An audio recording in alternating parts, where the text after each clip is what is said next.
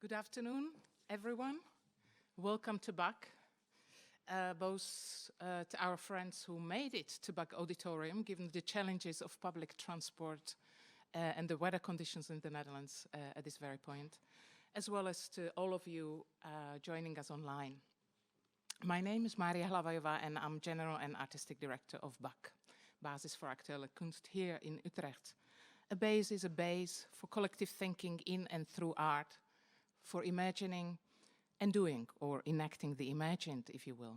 Or, in other words, a theoretically and politically informed base for art, science, and social action, driven by contemporary urgencies that ask of us to envision the pasts, presents, and the futures otherwise, and then learning collectively to live these imaginaries as if that were possible. Now, it was December the 3rd, 2021, when I stood at this very spot with a couple of introductory words to inaugurate No Linear Fucking Time, a project with a series of propositions to undo the linearity of time, the so-called progressive, rational, Western modern ordering of time and life that undergirds the ever-intensifying inequalities and injustices that define much of the world at present. Back then, the Netherlands was on a strict lockdown regime due to the raging COVID-19 pandemic. I vividly recall the atmosphere defined by a weird and somewhat uncanny, paradoxical impressions of time during the successive quarantine periods over the 20-plus months that preceded the opening, when time, simply put, was passing very slowly and in extreme pace at the same time. Now, these time-related feelings of strangeness, I argued back then, were not some random complaints about time, nor were they mere personal lapses in duration judgments. They were rather deeply felt temporal anxieties, stemming from immense acceleration and multiplication of the crises already in place on the one hand, and on the other, these temporal anxieties went hand in hand with utter uncertainty about the future and the future events. At that point, mainly that one future event bound to the very question, when will this pandemic end? Much seemed to have changed between then and now. Although I hazard the sensations of a profound temporal disorientation and anxiety about the future continue to persist. Remember COVID Standard Time? If you consulted its website today, covidstandardtime.com, it would remind you that, and I quote, "Today is Friday, March 810th, 2020, unquote. Well, at the same time, this today, whether it is the 810th day of the global COVID-19 contagion, according to this pandemic calendar, or more conventionally, 20 May 2022, this day is simultaneously Day 86 of the Russian war on Ukraine. That is, if we think of this wartime, as synchronized with the mainstream media calendar, despite, as is well known, this war has started long time ago, even long before the Russian annexation of Crimea in 2014, and I would hardly be able to locate the starting point of this devastating, unbearable, unjust conflict. It would be hard anyway, well, impossible to think a moment in recent history or in history without wars. To be sure, as I speak about Ukraine, in many more places, many more wars are waged, and many more other conflicts mobilize anxiety and fear, directly or clandestinely weaponizing the present conjuncture by openly racist and nationalist agendas, fortifying thusly threatening dystopian horizons on the ground, in cyberspace, in international relations. And indeed, at present, one cannot think the time of war as a discrete, discernible segment of time with its defined beginning and end. And it is not a deviation from the normal peacetime. It is not a temporary state of exception. For this wartime today is the norm. And thus, as we engage linearity of time in our conversations and practice these days, we necessarily, concurrently engage the wartime. Temporality, to be sure, is critical to warfare. Think how the enemy is often perceived as belonging to another time, often imaged as backward or barbarian, or take the pace of war and the particular preference of powers that be for speedy short wars. And to be sure, the war feeds on time as a linear trajectory, so that it can frame history as a succession of events of victories and rise against the losers in decline. Taking this into consideration, the wartime as a category of time itself, this embodiment of the linear time, this perpetual temporal condition, is one driven by conquest, triumph, victory and rise, as much as by advance of capital addicted to energy, expansion and growth, feeding on the dopamine from the thrill of, as Francesco Bifo Berardi would have it, running alongside the disaster, leading us jointly into the defutured abyss. And the implications and consequences of such temporality, of such permanent wartime, are immense for politics, law, aesthetics and art, and for a possibility of livable life in common, all of which face a future structured along the well-equipped and today more efficient than ever industrial military complexes, a future thus of even more wars. Today's immense remilitarization dynamic, one that has been accelerated by the war on Ukraine, points precisely in this direction of a continued adherence to wartime, propagated by the powers that be as the only path forward. Now, in the current context of utter exhaustion, disorientation and uncertainty within the social and ecological fabric, depleted by decades of brutal neoliberal experiments, impending ecological catastrophe, and the 2+ years of global pandemic, finding the resources of time and resistance against this progressive expansion of contemporary imperialisms and colonialisms, against this accelerating temporality of wartime, is of paramount importance. To be sure, everything, and I mean everything, must be done to stop this war and all wars. Material assistance and support and help to those opposing the war in and from Ukraine and in from other war zones, as well as to newcomers to anywhere in the world fleeing war, including culture workers and artists, providing grants, subsidies, residencies, safe spaces, care, and, importantly, ways of being with the oppressed, being in solidarity and active accompliship with all subjected to brutalities of war, and in parallel to all across the planet committed to the project of social change and peace.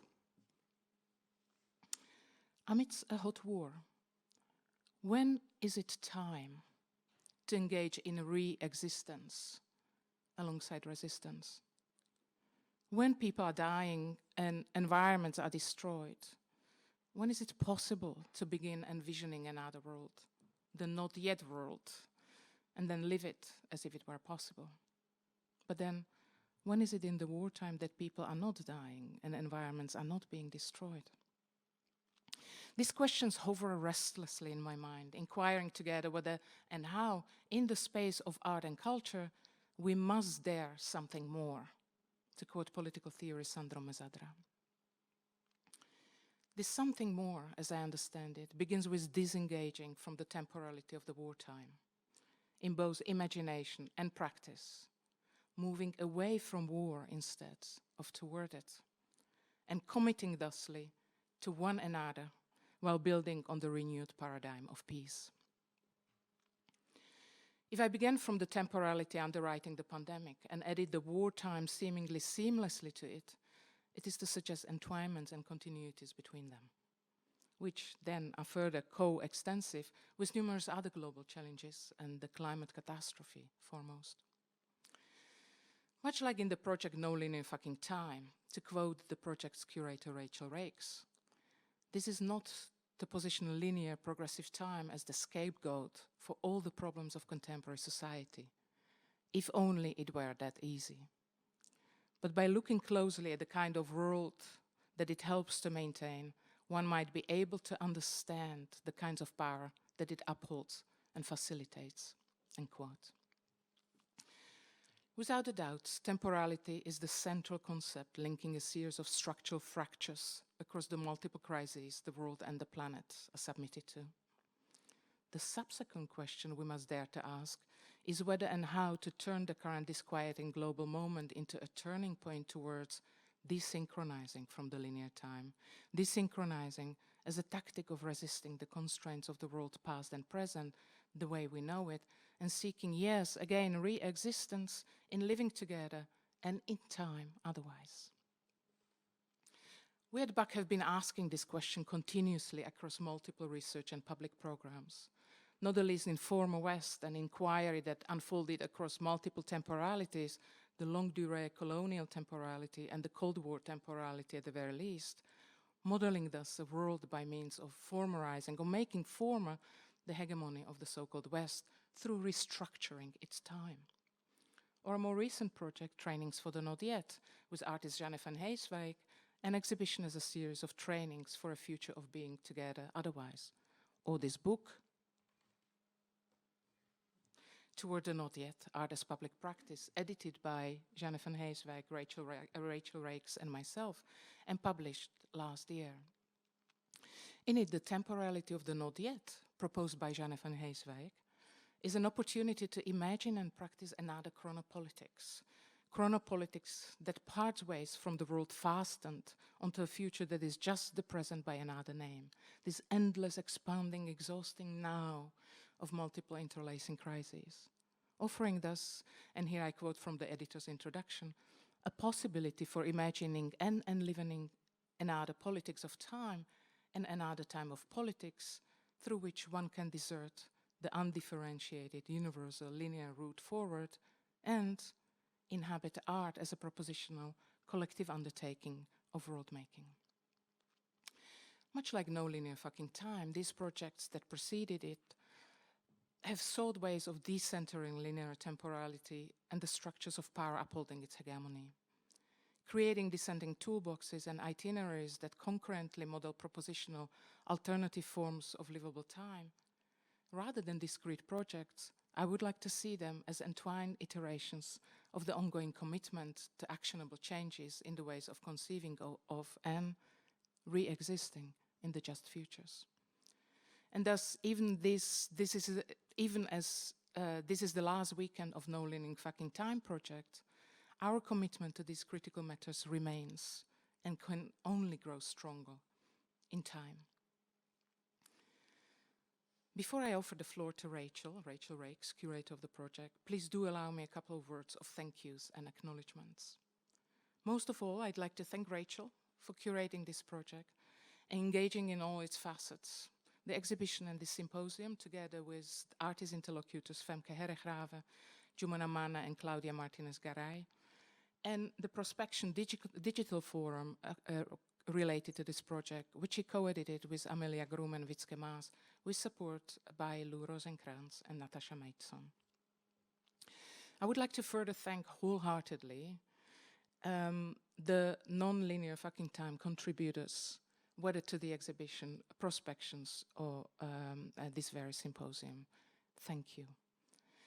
Importantly, I would also like to thank the symposium production team that has been led by Thomas Orban with Saran Muniz, who are then this afternoon, supported by Carla Arcos, Costa Bessermeni, Irene Kalabuch-Miron, Hide van Groningen, Tim van Loon, Alejandro Navarrete, June Saturai, and Nina Spa.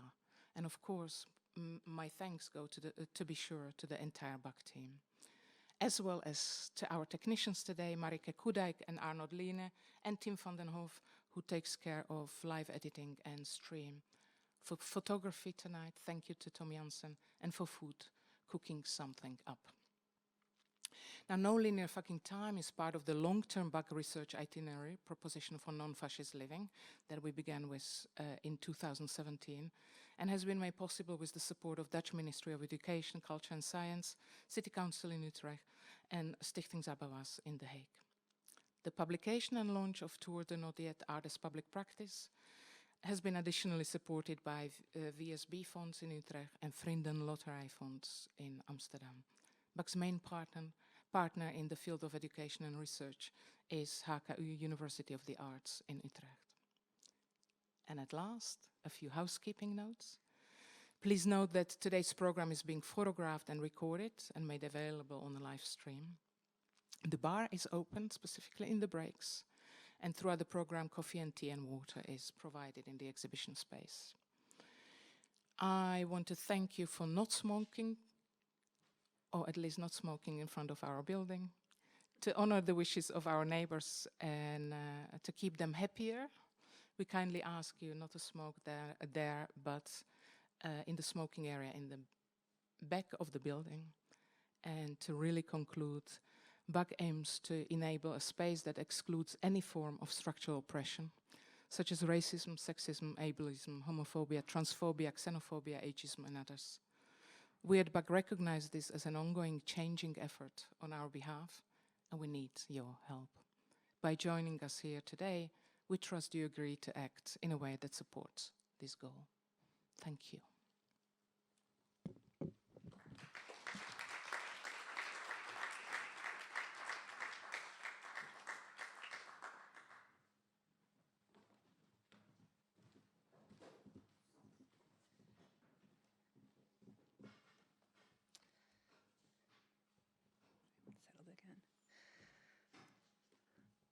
Thanks so much, Maria, for that great intro and for your support overall.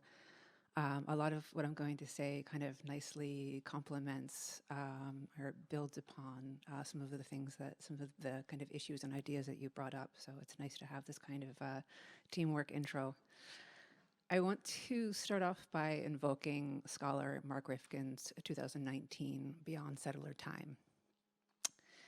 In the book, Rifkin aims to take forward the premise of a core anthropological treatise by Johannes Fabian from 1983, Time and the Other, which argued for a conception of co-evolness in the discipline, addressing foremost his European and American colleagues who made up the practice in that time.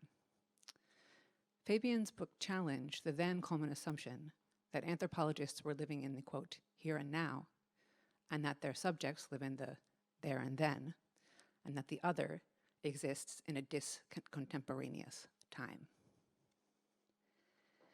In the late 90s, sociologist Anibal Quijano wrote The Coloniality of Power, where he observed that the ideology of Western European domination was that other civilizations were deemed not only inferior, but anterior, or backwards in time. So the making of the other through time was not only an erroneous precept for encounter, but also a blunt colonial strategy. It made it possible to disregard, or sometimes appropriate, what were obvious advances already taking place in colonized or imperialized zones, whether in architecture, agriculture, medicine, or civic life. This drastic misconception has haunted indigenous and colonized populations, and, well, all of us around the world to this day. That is, the notion that those populations and their cultures are of the past. It continues to excuse land expropriation and cultural and social erasure. So as a matter of addressing this further, and alongside current activism among Native and Indigenous communities, in Beyond Settler Time, Rifkin proposes, rather than approaching time as an abstract, homogeneous measure of universal movement along a singular axis, we can think of it as a plural, less a temporality than temporalities. From this perspective, there is no singular unfolding of time, but instead, varied temporal formations that have their own rhythms, patterns of consistency, and transformations that emerge imminently out of the multifaceted and shifting sets of relationships that constitute those formations and out of the interactions among those formations.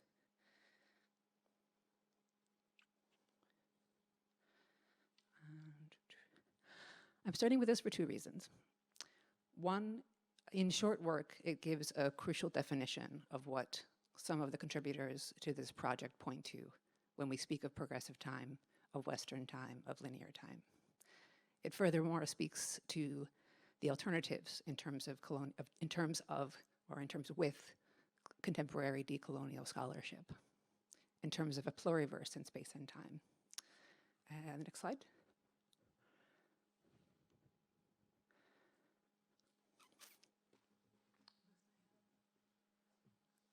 Next slide, please, unless I have a clicker. Oh, it's here.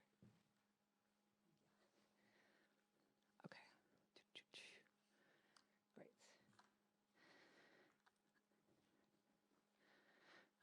Where am I now? This book was also one of several publications at the co-conveners of No Linear Fucking Time, Jumana Mana, Femke Herraven, and Claudia Martinez-Garay, read alongside me in researching this exhibition, as well as its gathering and this symposium. The project overall began from this constellation, along with, of course, the existing knowledges and practices here amongst my colleagues at Bach, and then expanded into this much larger group you see here. This is a list of contributors to the exhibition and gatherings, as well as to the No Linear Fucking Time edition of Bach's online journal Perspections, which has been co-edited with Amelia Grimm. And now from here, it goes into this symposium, which includes some of the same companions and practitioners, as well as some new ones.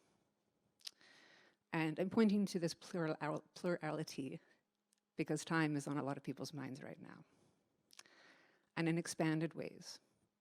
And it's beyond these putative shifting binaries of West and East, or only about what's been lost because of modernity, for one example. Culturally speaking, just about anywhere you can think of that's induced linear time, there have been people who have organized against it.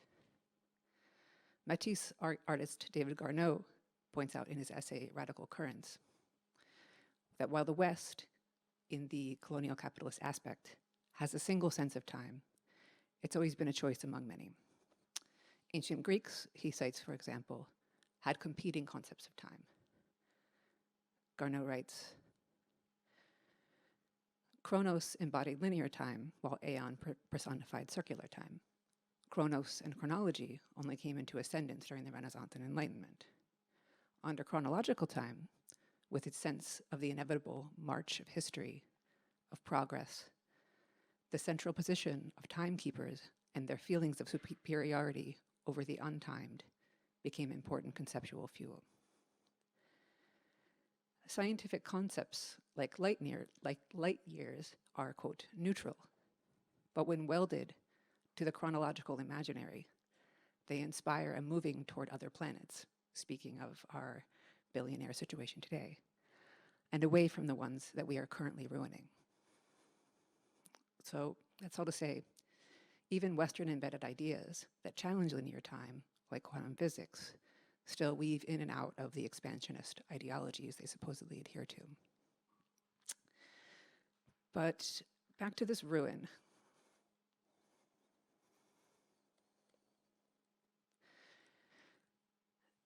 This ruin is rooted in the past, but is very much in the place and time of today, felt more acutely and explored more desperately by so many, to stop not only the march, not only the inevitable, but to break into the kinds of imaginaries where we can see the end of capitalism or the end of the carceral state before the end of the world. And that's more or less the motivation for the project, reflected in the tweet that the title references: no cops, no jails, no linear fucking time. For those of you who are not here in person, or who haven't been able to see the project before, I want to share a few views of the exhibition, talk a bit about the works, and talk away, while doing that, kind of weave through the symposium and what's to come a bit.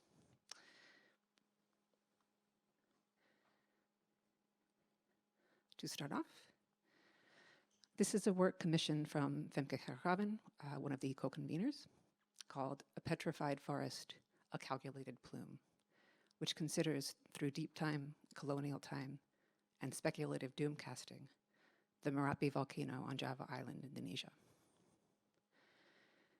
Merapi is the physical and spiritual home to several local communities and has since 2021 been enveloped inside the financial algorithm of the first ever volcanic catastrophe bond. The installation here brings together a 20 million year old petrified forest from Java, colonial geological drawings, live footage from Merapi, and an animated ash plume, which merge the mythology of the volcano with the mythology of a science that acts on belief it's able to predict a linear future of the natural world. Femke will speak a bit about the formation of the catastrophe bond as a financial product, along with its several hundred-year-old colonial precedents in the panel tomorrow, Debt as Future Haunting, Banks, Insurance, and the Unpayable, alongside educator and activist Max Haven, who I'm happy to say both will be here in person.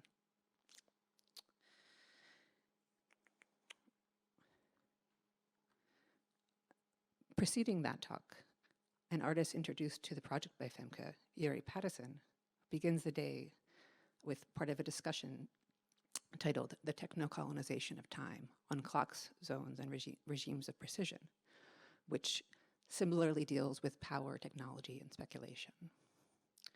Yuri's world clock replica, shown here, connects a chip-scale atomic clock with a global navigation satellite system and a disciplined oscillator in such a way that reverses the relationship of the dominant technological pairing that fueled colonial expansion. And you can ask him what all of these things mean tomorrow.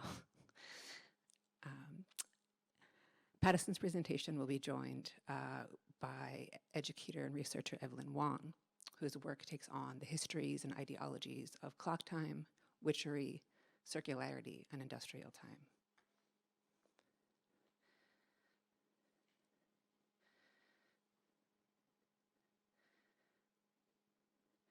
This and the following pieces are from Jumana Mana.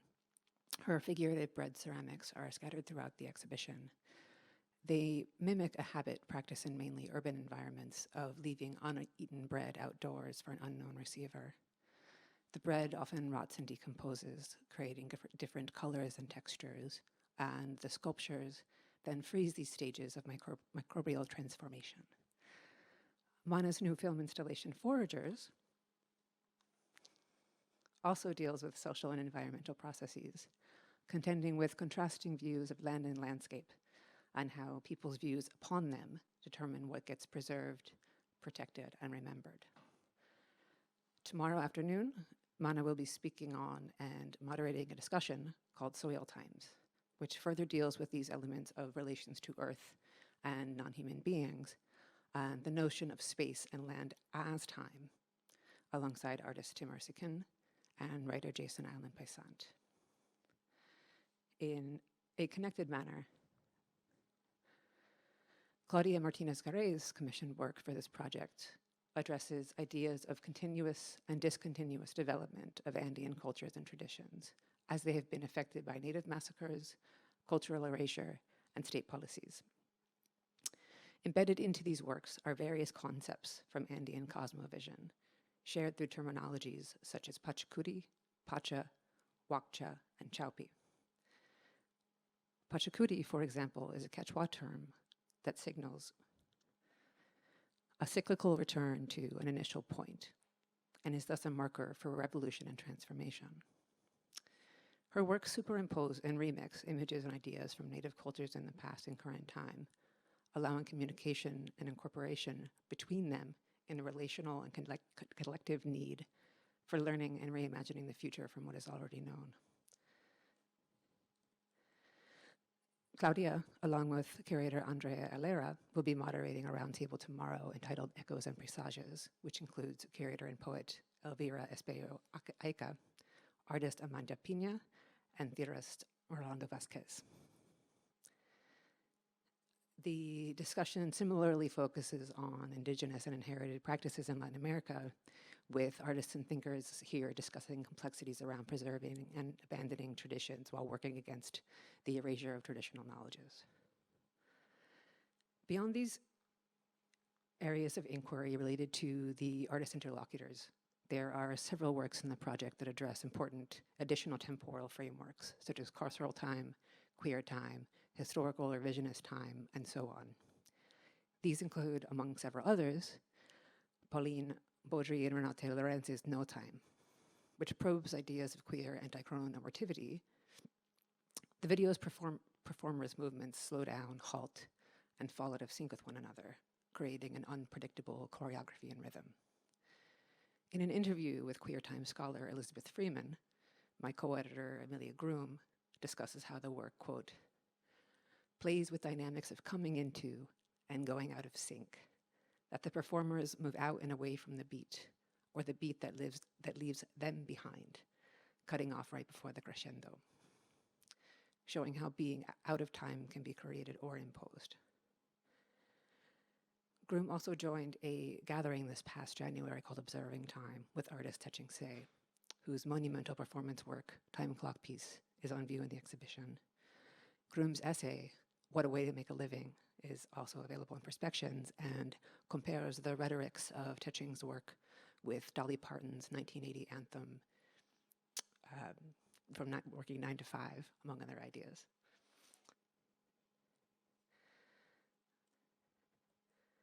And one last thing in order to kind of return to this moment in the coming days. I want to go back to one final work and a workshop made in partnership with Martinez Garay and artist Rita Ponce de Leon. Personas abrazando ríos, or people hugging rivers, came from a workshop conducted by Rita with several people here in Utrecht who came here, thereby leaving family back home. Based on the Quechua idea of Chaupi, or those cut off, abandoned, or lost from either history, land, or others, the workshop aimed to discuss the feeling of loss when being in an alternate space and time from loved ones. The results of the workshop appear in images and text in vinyl and paint along our entry walls. So I suppose for what I hope are clear reasons, this brings me to our first panel of the day.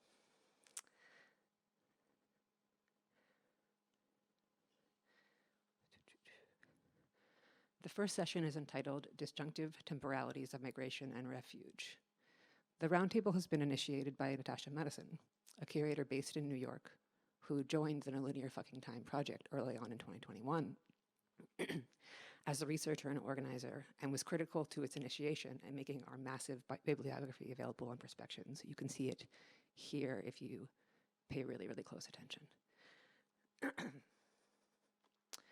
Matteson also commissioned the essay Perverting the Course by art historian Alan D'Souza in the book Toward the Not Yet. Recently, Matteson has slightly pivoted their curatorial practice in order to work as the director of Afghan refugee resettlement at Uplift Afghanistan Fund, assisting the few refugees from Afghanistan who are able to make it out and find a safe landing among increasingly limited potential options. As they were proposing this conversation about the temporalities of refuge, the occupation and war in Ukraine began in full. This foregrounded the here and now, even more the complications and comparisons of the conditions for those trying to leave, existing in refuge, or oscillating in between.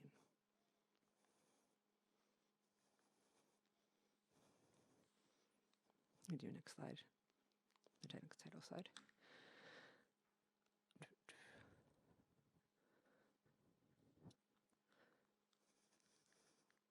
It does not work.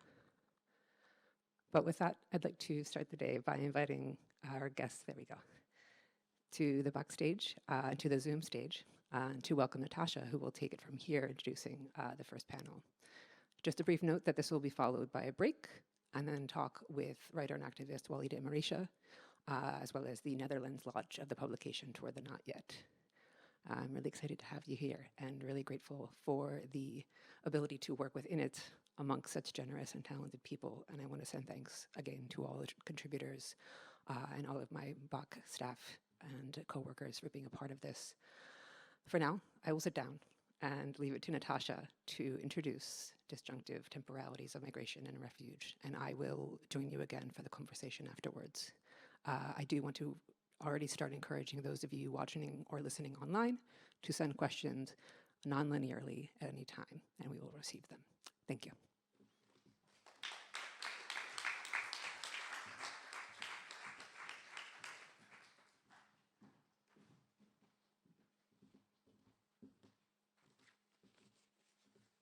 Thank you so much, Rachel.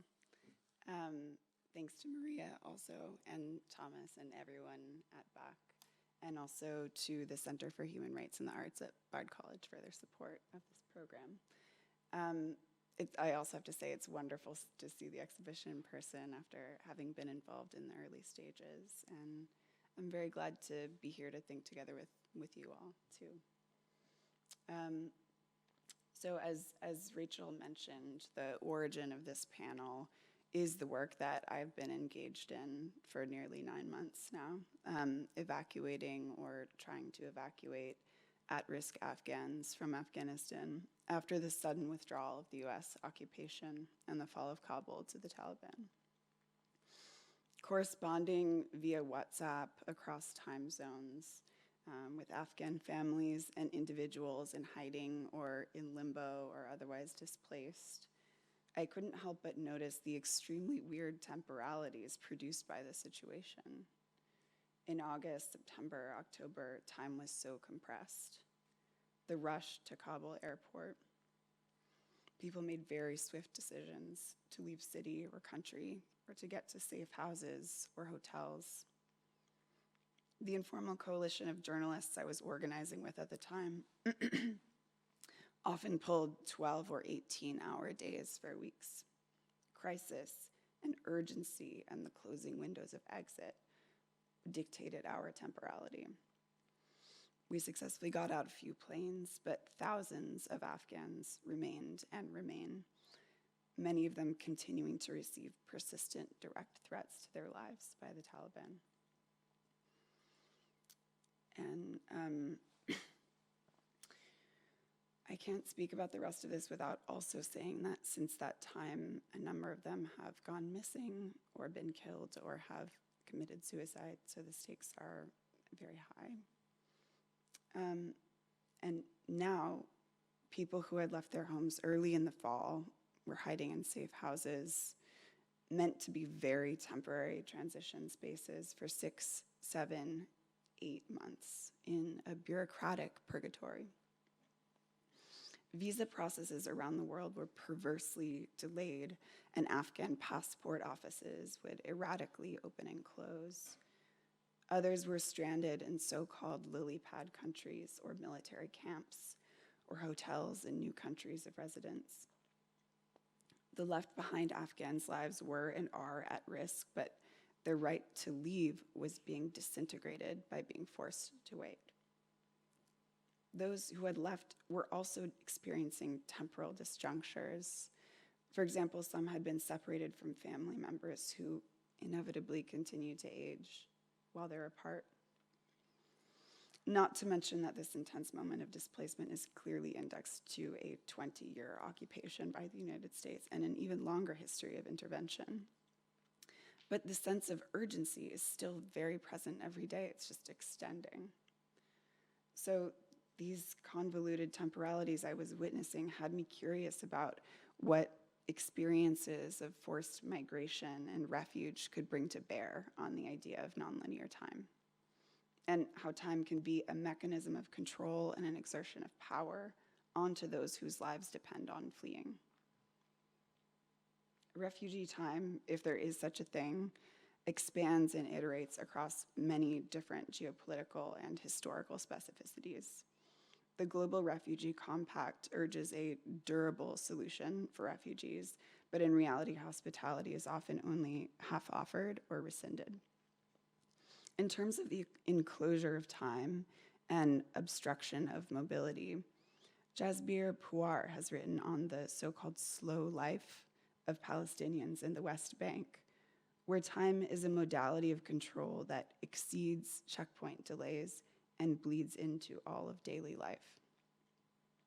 She talks about computational governance, which is an administrative biopolitical mechanism that restricts the mobility of certain individuals based on their abstracted statistical qualities. This concept of a computational arbitrary restriction of mobility and livability can be extended to visa criteria and processes, for instance, which people are welcomed across borders and how and which are turned away. Puar has recently noted that this concept of slow time must also be considered in the longue durée, or the genocidal logic of durational violence. Some of the other heterogeneous temporalities of migration and displacement cover the tempos of seasonal migrant labor, of waiting at the border, of wartime displacement, of naturalization processes, of deportation facilities, of diaspora. I'm very excited for our insightful panelists to discuss the ideas that they have been developing on these very disjunctive temporalities of displacement and refuge. And I'm going to introduce our 4 speakers. The first speaker is Olga Bruyukhovesta, who is a professor and joining us remotely, who is a professor of cultural studies and co-founder of the Visual Culture Research Center at the National University of Kyiv-Mohyla Academy. Her research focuses on the political dimensions of visuality, and she has recently been developing a concept of delayed time through the experience of internal displacement. Our second speaker will be in person. Anfisa Doroshenko is a PhD candidate in culture and art history at the National University of Kyiv-Mohyla Academy and senior research fellow at the Kanenko Museum, Kyiv. Since the military invasion of Ukraine, she is temporarily based in Gore. She will be sharing with us, among other things, a new translation of a text that she had written in Ukrainian. Another remote participant joining us is Isshaq Al-Barbary, who is an artist whose practice engages the relations between art, statelessness, and extraterritoriality. Al-Barbary was born in Beit Jibrin refugee camp, Palestine, and currently lives and works between Amsterdam and Bethlehem. He was a back fellow and a participant and coordinator of Campus in Camps, an educational program that activated collective critical learning environments in Palestinian refugee camps. He is also a founding member of Al-Maisha, a communal learning environment in which participants explore and practice neighboring and hospitality as radical political acts. And then our final in-person participant is Merve Bedir, who is an architect and researcher and a current back fellow whose ongoing work examines infrastructures of hospitality and mobility. She co-founded Mutfak Workshop, focusing on the kitchen as a cultural space in Gaziantep, Turkey, a formal academy, an experimental school program in Pearl River Delta region, China, and Center for Spatial Justice in Istanbul, Turkey. She lives and works in the Netherlands and is part of the Bakcel Utrecht. So I'll welcome all of our participants to stage and remote stage, and then we can start with Olga's presentation. Thanks.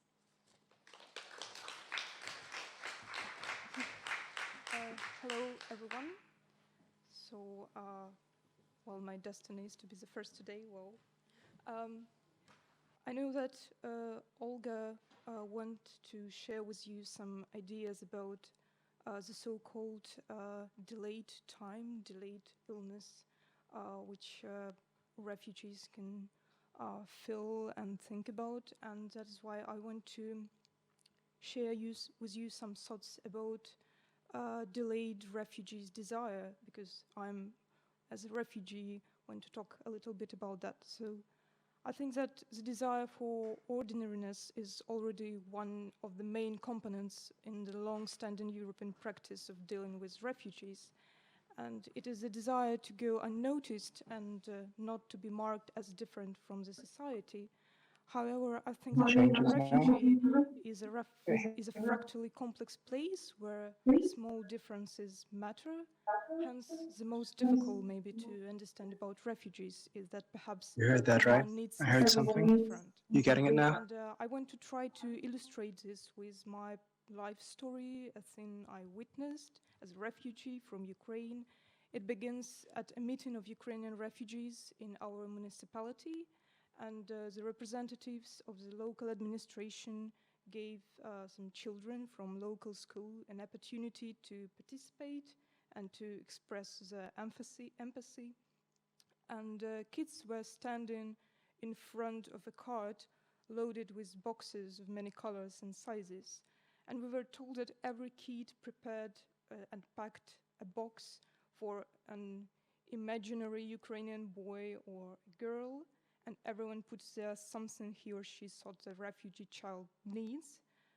But as one Ukrainian woman who has lived in the Netherlands for more than 10 years cynically remarked, they're all kind of rubbish inside, and kids just don't throw it away and share with you. So very simple scheme, one refugee child, one box. But very soon Ukrainian children who opened their gifts began to try to make some exchanges. And all these stickers and ribbons flew from these boxes, and the event itself was already marked by something very pragmatic. Well, children's pragmatism and desperate search for the greatest benefit is a very difficult spectacle.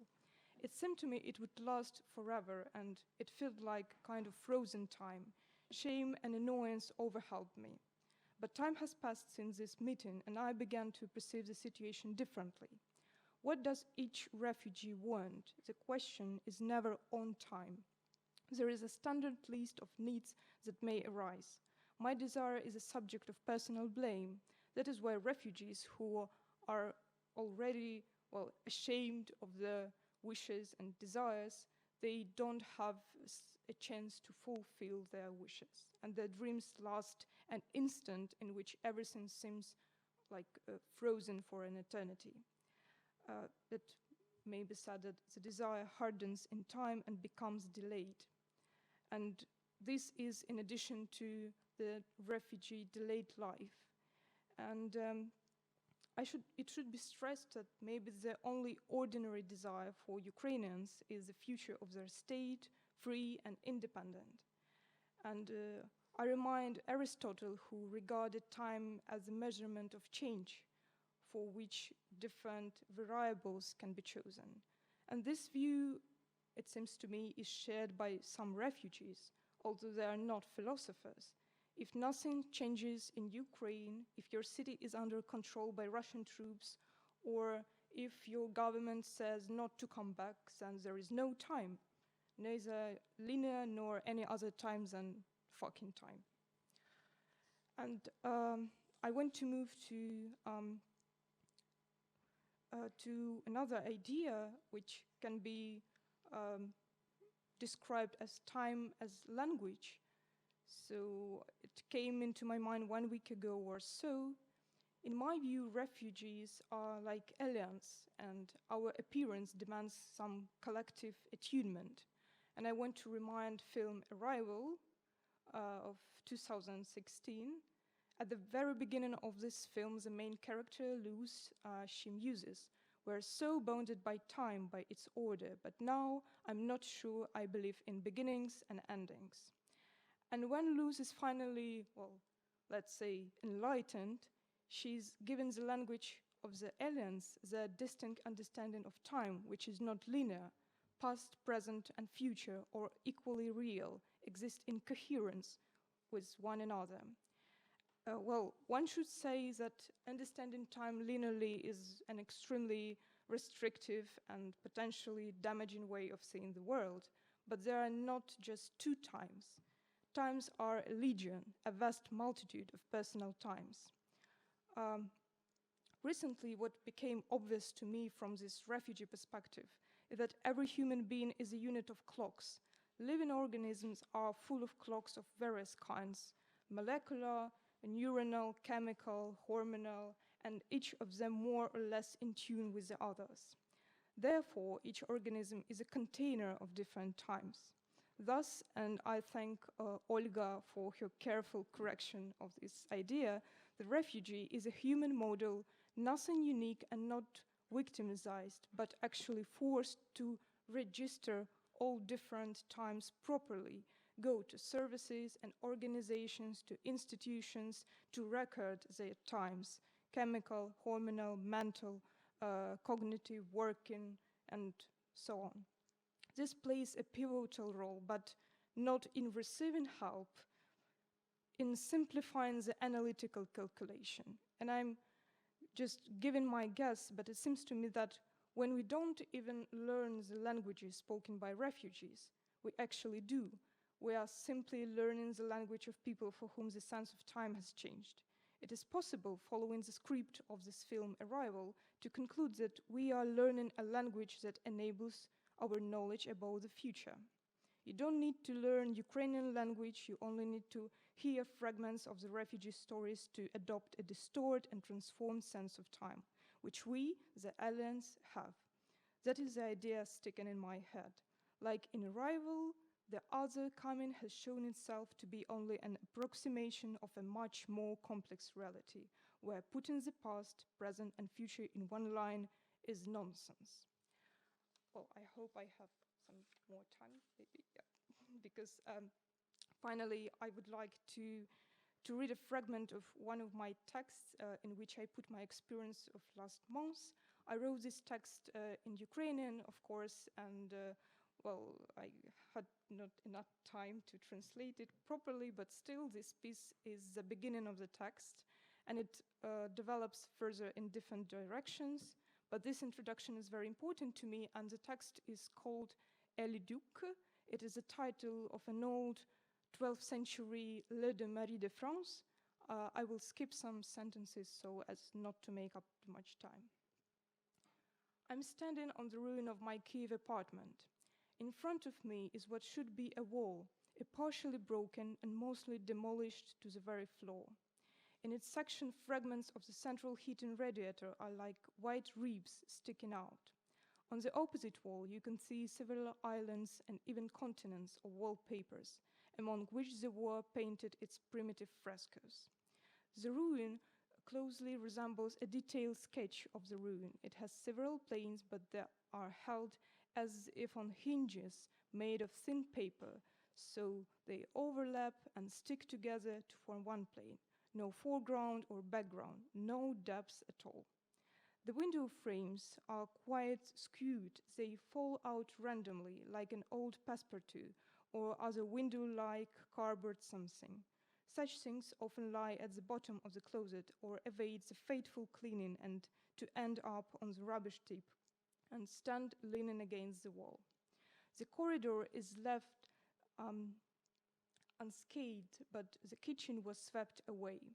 The bus received a marvelous pattern from the fragments of a mirror. Each glass carries a unique fragment of the surrounding destruction. The bus stop itself is hovering above the floor. It looks like an elevator shaft in an abyss formed where the floor should have been. I move as far into the sketch of the ruin as the foreshortening allows. In the past, when I approached the window, I always leaned on it with my both hands and stood on tiptoe. However, now there is nothing to lean on. Window glass, grinded to dust and sand, is on the branches of a crippled lilac bush and pretends to be a frost. This bush will never bloom again. I count how many chestnut trees around the house survived. 1, 2, 3. During this counting, the world ceases to be a flat pattern. It begins to rotate and finally becomes spherical. The universe is moving again. At first, it is barely noticeable, but then it starts to spin fast, speeding up my blood and my sorrow. What was described above has never really happened, but it is difficult to call it fiction. This dreamlike illusion attracts me again and again. It has become the only place where the world gets back its dimension and expressiveness. Imagination is just a platform from which the high-speed train of my thought goes to a fictional scene. Then it returns to the body, renewing at least some tangibility. Addressing a comrade who remained in occupied France, Saint-Exupéry thought about the immigrants. They did not lack money, but tangibility. I guess this is also true for refugees or temporarily displaced people. My fiction about the apartment in Kiev, now embodied in words, with all the details, can offend many people who lost their homes because of the war. Aware of this, feeling the guilt, I still admit that the need for apocalyptic fantasy does not disappear wherever I am. For example, in a charming garden of my Dutch hosts, thousands of kilometers away from home, a dozen or so tints of green make it similar to old tapestries, but my perception of the world as flat smoothes out different textures of the fabulous botanical universe. Thank you.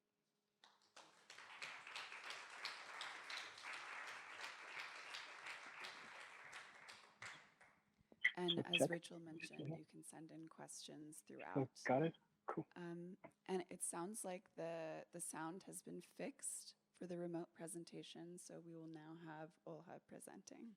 Thanks. Thank you so much. Please let me know if you can hear me first.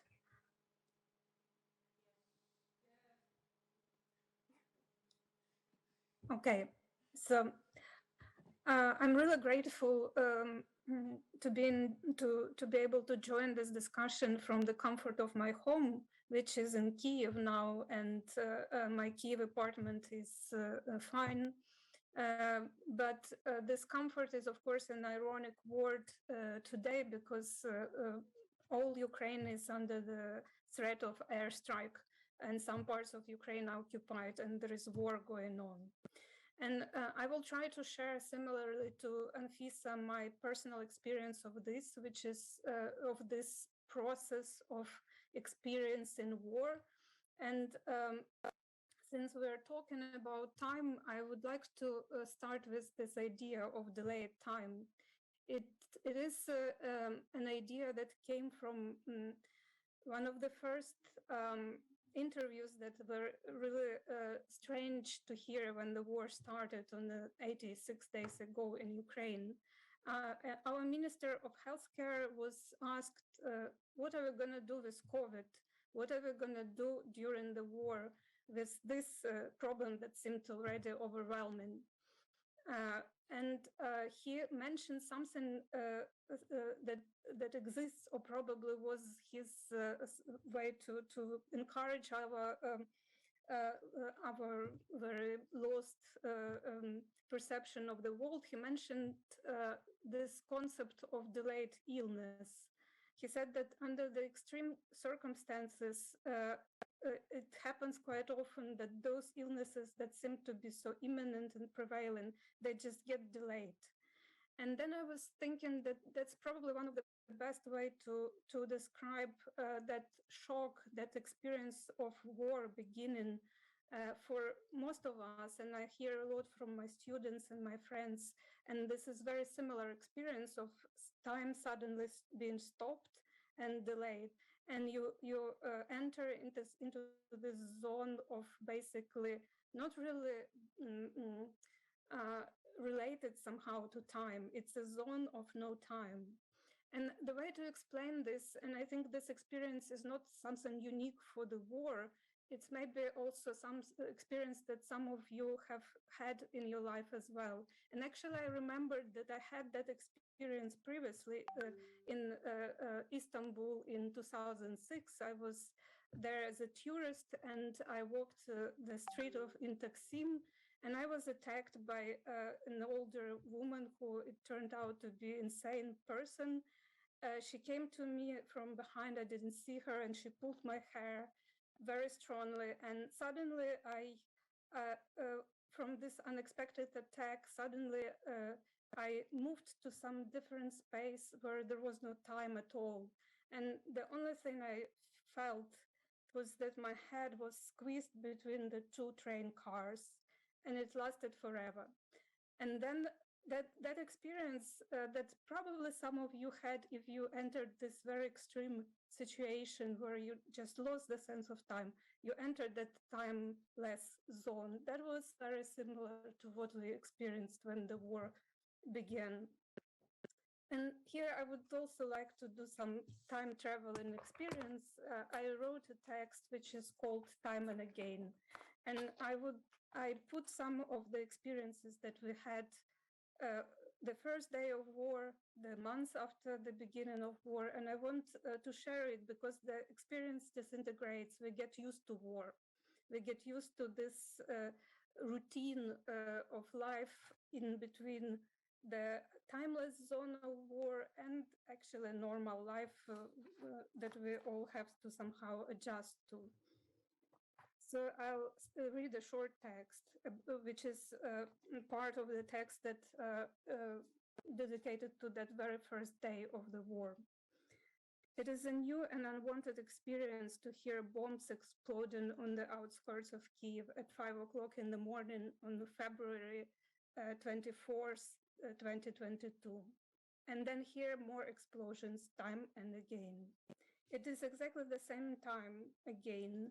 This phrase is repeated by Kievans in make-do bomb shelters as the memory of the first Nazi bombing of the outskirts of Kiev on the 22nd June 1941. This memory resurfaces in the shared time of these newly formed underground communities. I gradually get used to the nausea-inducing sound of siren announcing the imminent airstrike over and over again.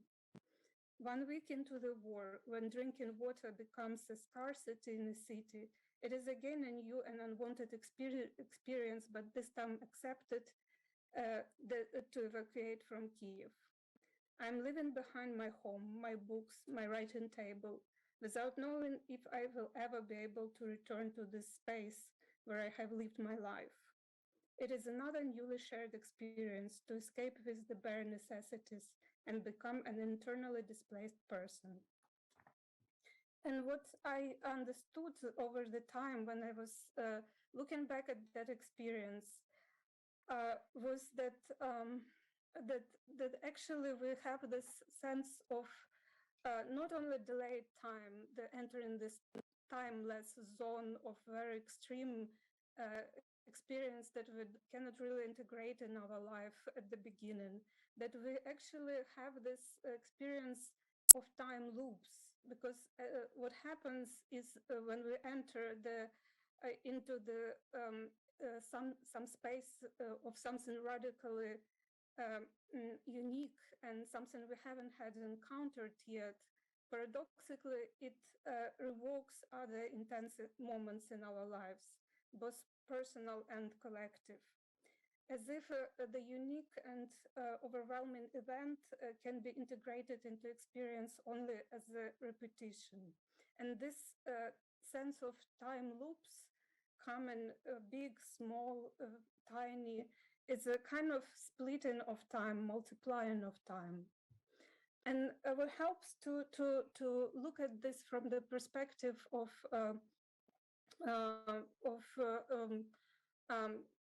general human experience is this basically Kantian notion of time and space as being not out there, but somehow being those transcendental categories that we use to organize our experience.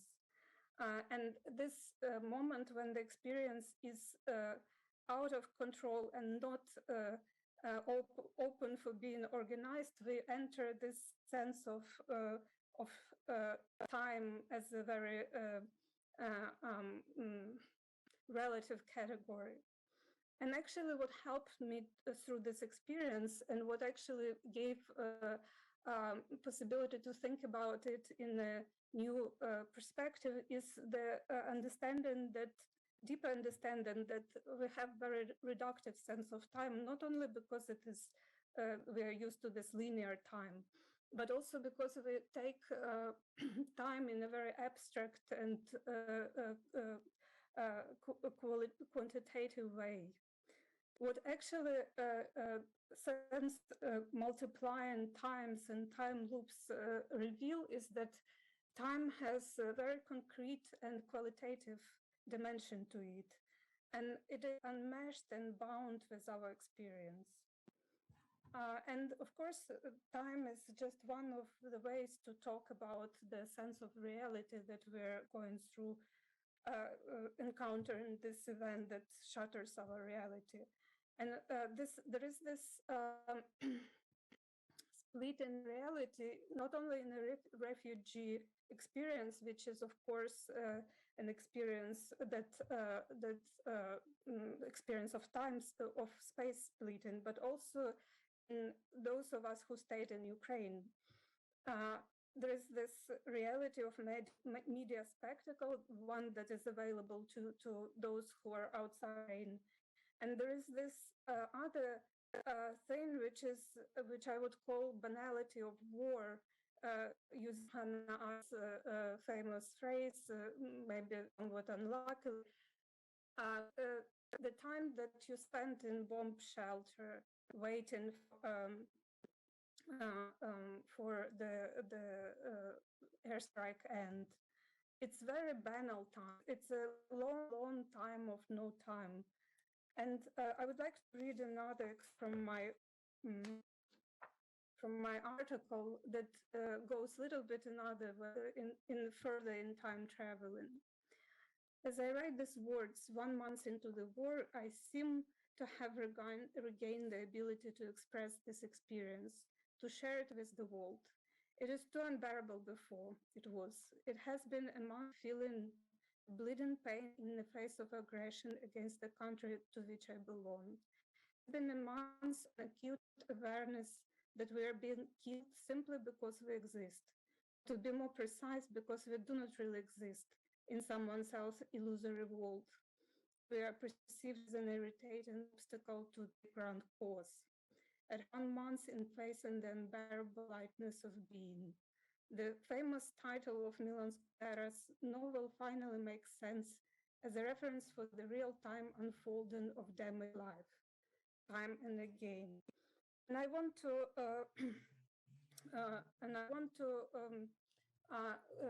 emphasize this concept of damaged life, and Maria Hlavaeva also is referring to it in the part that I was able to hear. Of course, it's a concept that Adorno was developing, referring to the catastrophe of Second World War. Damaged life is a very proper term because it's not the humans that have been killed, but also animals and plants and rivers and forests and earth and air, all ecosystems of our land. And the effect of this on us is that you almost feel like a traitor if you leave behind this wounded land, and you almost do not have this right to start life in a more comfortable place and better circumstances. I think that's why Europe is not a final destination for many Ukrainians. Not because they have difficulties to integrate, but because they really want to heal this land. And I think that that's not, it can be perceived as a privilege of Ukrainian people, but I actually think that that if there is something worse for, is that every human being, no matter where that person was born, has this possibility to go back home and not to run away. I do not know if I have more time left. Please let me know. But I want to also mention, of course, thank you. Of course, the horrors that Ukraine goes on, because we know about Bucha and you know about gang rapes of women, children, men, elderly people, tortures, killings, mass graves, slave labor. There is also another side of war, which is deportation. It's almost 500,000 Ukrainian people have been deported to Russia, and they stay in filtration camps, which are the version of concentration camps. And families are separated, children being sold, and men were thrown to the front line via fire shield. And all these experiences, of course, gives us a sense of basically what indignity of war is. It is the horrible feeling that not only those women, men, and children who've been raped in Bucha and other small towns, because there are so many Buchas all over Ukraine now, but we all have been raped. We all feel like we have been raped. And the way to not to identify with the sense of victim is to be able to contribute to fight, and that's what gives this this phenomena of solidarity that we're also experiencing. There is a lot of volunteer work. there is a lot of solidarity that is going on, and I think talk is also a kind of exercise in solidarity. And I think being able to regain the agency and experience and bring this solidarity to the world is something not particularly Ukraine. It's something that very human, and it happened to manifest now in Ukraine. And I think that's the point I would be happy to give the floor to the next speaker. Thank you.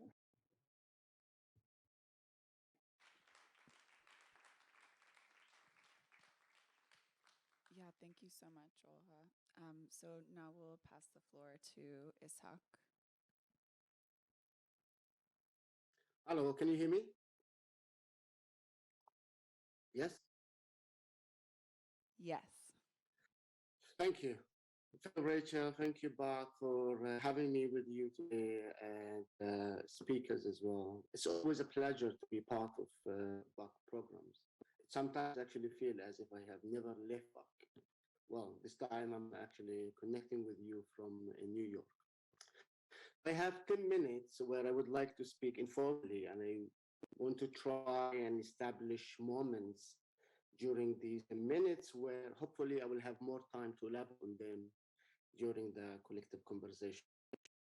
And I would like to start by saying that when I first read the title or the main theme of Bach exhibition and symposium, no linear fucking time, it's actually nice to have the freedom to curse.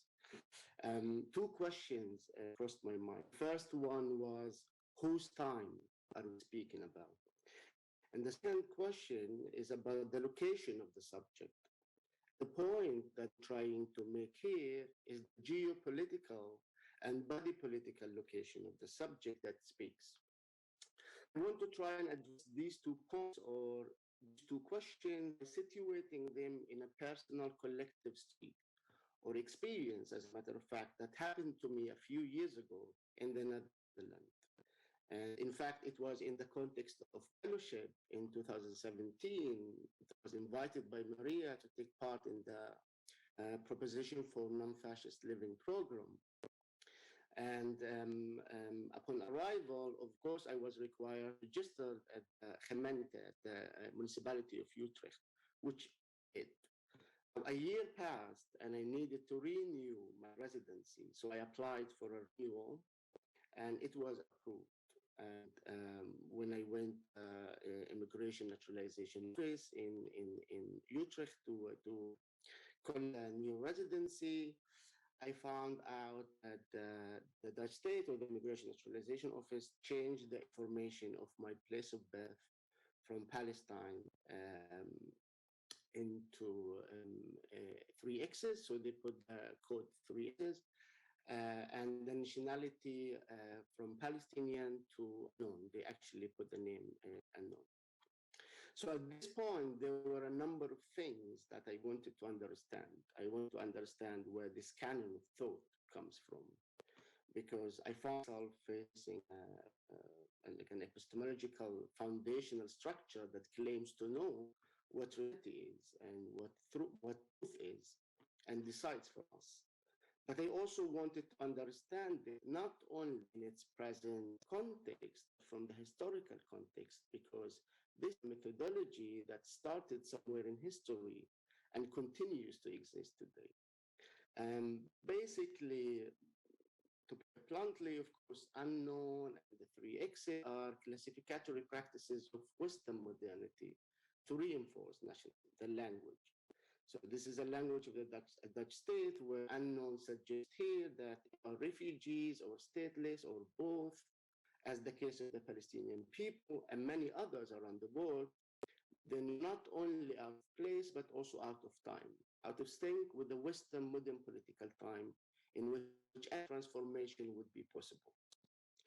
So we have here a structural system that determines place and time for some as one of care, that is if you Dutch, for example, and for some or others as one of control.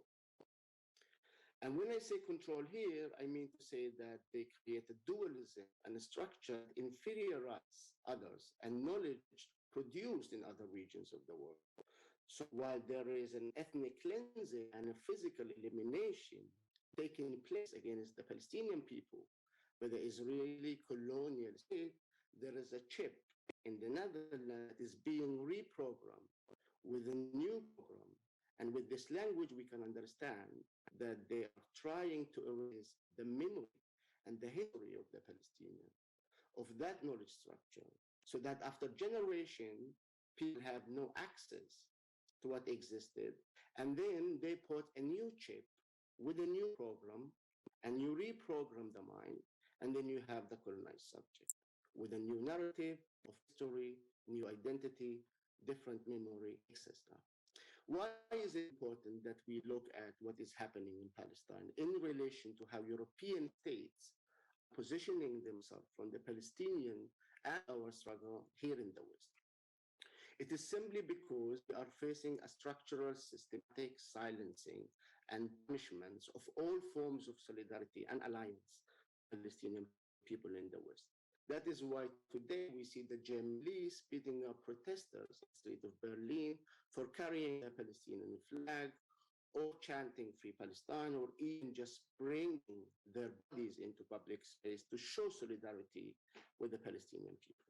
And these forms of refusals of Israeli oppression or any other form of oppression are slowly being criminalized in the West today. Now, because of time, I want to talk a little bit, we'll come back to this, but I want to talk a little bit about where the X's, the unknown, come from, because this is, I found it very important. So for those who don't know, according to the Dutch government, you can find this information online. There are 40,000 people in the Netherlands who are referred to as unknown. And you have about 12,000 people referred to as stateless. What is important to pay attention here is that if you are stateless, you can have rights in the Netherlands eventually after the process of naturalization, which is a colonial myth. And because I don't have much time, I won't speak about it for now. But then you have the notion of unknown. The way the Dutch state defines the unknown is that you fail to prove your nationality. And since you have failed to prove your nationality, we cannot assess you.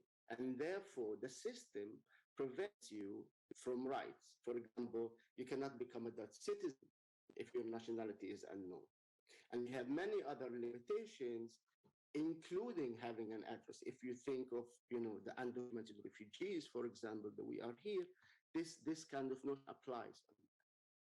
Now, as for the code 3X's, interestingly, within the Dutch registration database system, the legal code to reference Palestinians who were born in the parts of the occupied territories, that is the West Bank, Gaza Strip, and East Jerusalem, it is not 3X's, but actually the code is 00. It is important to know here that 00 is the exact same code that the Israeli colonial state uses to refer to Palestinian, which is actually printed on the ID card that the Palestinian people carry, and these ID cards are issued by the Israelis in the first place. Now, the Israeli department that issues the ID card, which also manages all aspects of Palestinian lives, is an Israeli military department called the Department of Arab Affairs.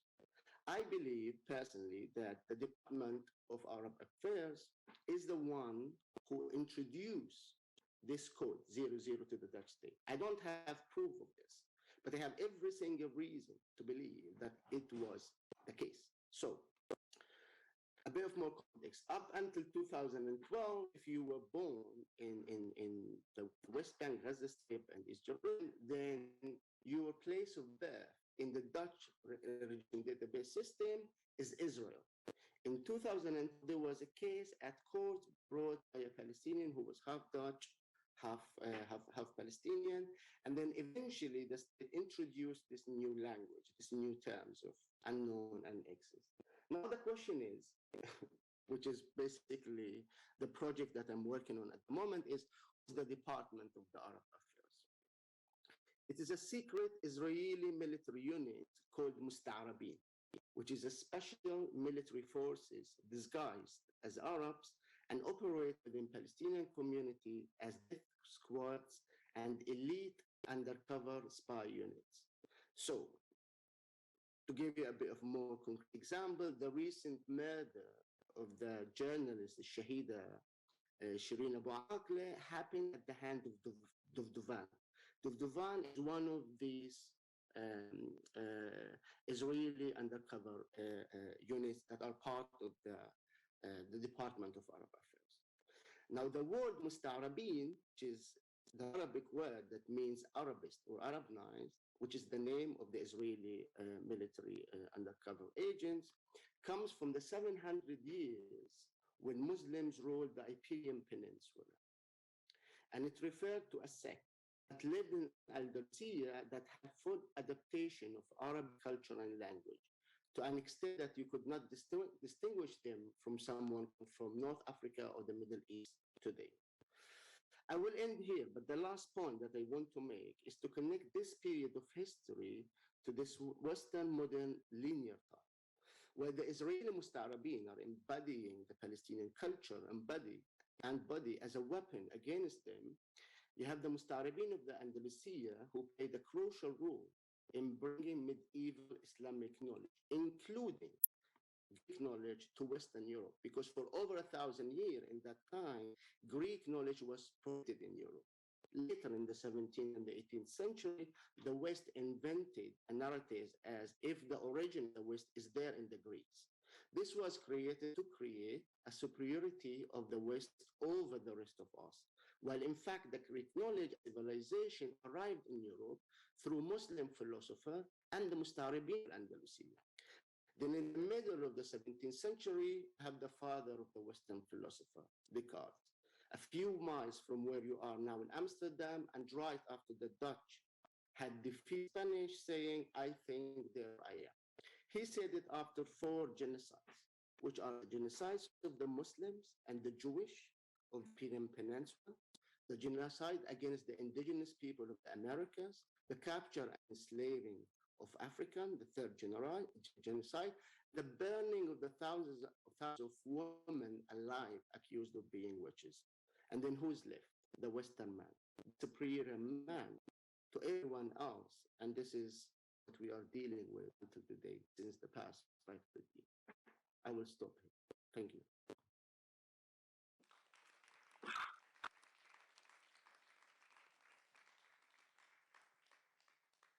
Thank you very much for that, Isshaq. And Merve, welcome to the podium. Or do you want to sit? Okay, yeah, maybe for consistency.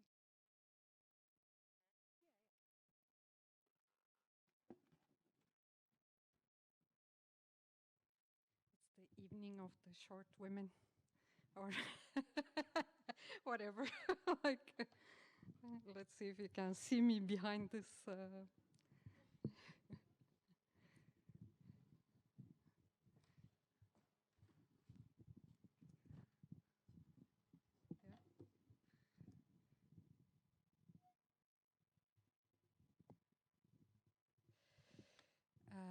Thanks a lot to Rachael and Maria for taking part in this talk, in this debate conversation, and for me, it actually gave me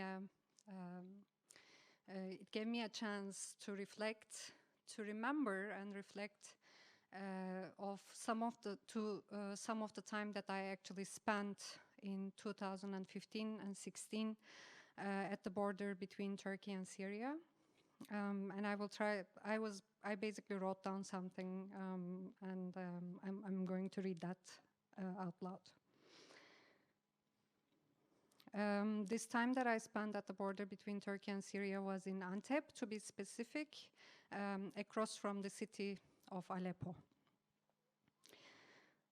And also I have to acknowledge Kemal Vural Tarlan, a journalist with whom I was going to the border every day for about a month and maybe longer. Under the shade of a grand olive tree, with my back against its trunk, I'm looking at the hundreds of people waiting in the water stream 500 meters across from me. Between us is the water stream, olive fields, a barbed wired fence, and a minefield that people from the region call death fields, the border between Turkey and Syria. The minefield was laid during the time of the world wars that shaped the border, which is now strengthened with the wire fence, security towers, and an additional concrete wall that goes along the border. The region is called Çiğaya Kurmenç by Kurds, Jebel Akrad by Arabs, and Kurd Mountain by the Turkmens.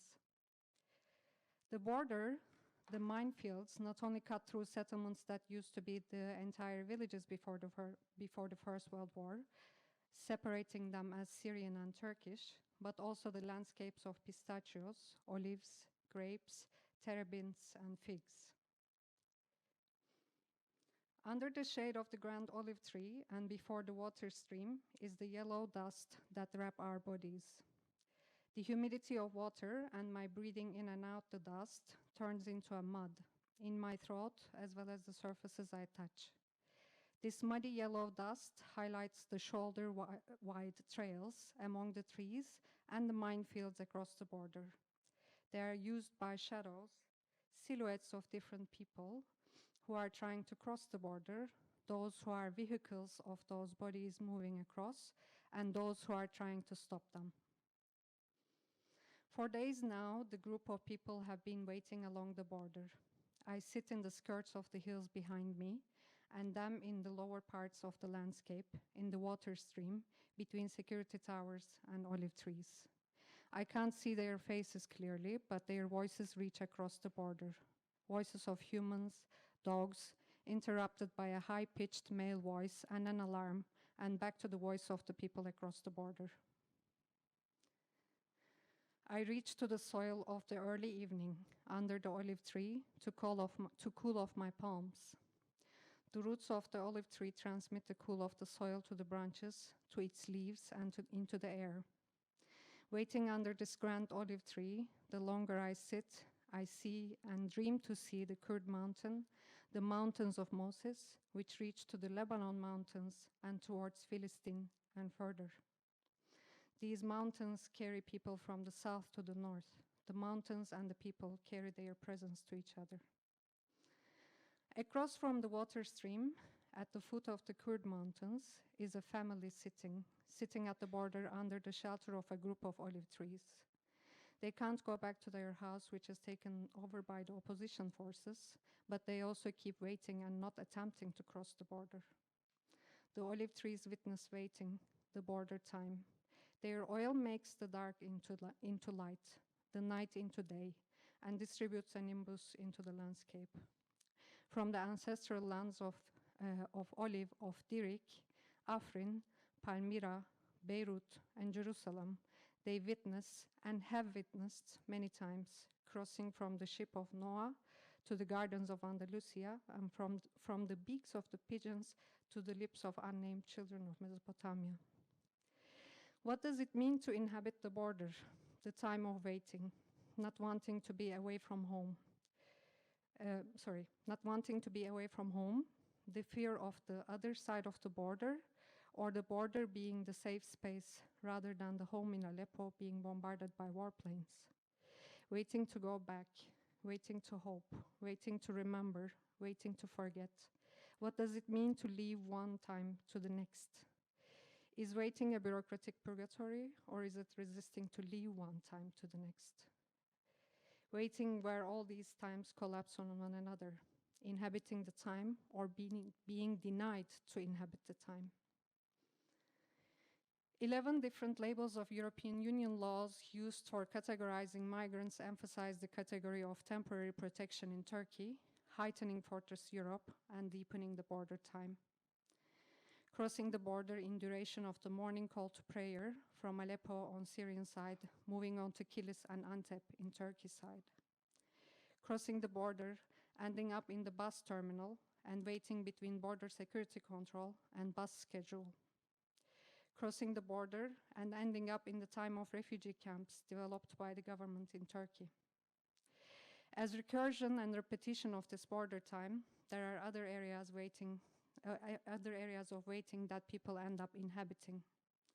The places of waiting are in perpetuation of the border time. The agriculture fields, the factories, the camps, the bus terminals, the rundown houses, the informal neighborhoods, the city. People living in the refugee camps work in the agriculture fields in the seasonal time of harvesting pepper, corn, and cotton. They leave at 6 a.m. from the refugee camps till 9 p.m. to work in the field and come back before 10 p.m. to be at the refugee camp. Yashar Kemal's oeuvre locates a yellow time, the dawn and the dusk, the dust and the sun, as the time of agriculture workers in this region. Seasonal workers, displaced workers of Turkey and Syria, inhabit the agriculture fields with their labor, as well as the refugee camps. In contemporary times, leaving behind the time of generations of family-owned olive gardens and cold pressing technique of olive oil making that produced the gold water of Syria, grandchildren of Aleppo start working in the modernized fields and factories of oil and winemaking in Turkey, leaving their time. Crossing the border and ending up in time of reception centers paid by the government of European Union. Crossing the border and ending up in the time of detention centers paid by the government of European Union. Crossing the border and ending up in the islands in Greece, the time of extraterritorial black holes of the European Union, where time is suspended, people being shipped back elsewhere, falling into the repetition and uncertainty of time for days, months, years. Waiting as gradually non-belonging, waiting as an attempt of erasing the memory, but waiting to resist to forget, waiting to remember, leaving your own time to live in someone else's time, to return in a couple of days, weeks, months, seasons, years. The continuum of the passage, as Diana Brandt says in Ossuaries. Salah Haghal, an artist living in Antep, Turkey, draws the borders he had to cross and named the series as Waiting. In his exhibition in 2018, and he had been living in Turkey for 7 years then, but still now, waiting is still waiting. It's not a past, the water and the air in the border still around him, as disturbed as it has always been. Since March 2011, up until recently, and less but continuously, people are running away from the war in Syria. They leave their homes, cities, streets to escape to their friends, distant families, relatives, towards cities, languages, and systems that are not anymore in acquaintance to them. Those who draw borders, the border times, by setting up the railway tracks that go from Berlin to Baghdad, then exchanging the railway tracks with minefields, then with barbed wires, then with concrete walls, must know that these borders will eventually cause us to fear each other, to make us enemies to each other. Those who draw the border must also know that these borders eventually have no way to stop people from crossing, if that is the only chance left, and there is no way that the borders will eventually be able to separate bodies. Thank you.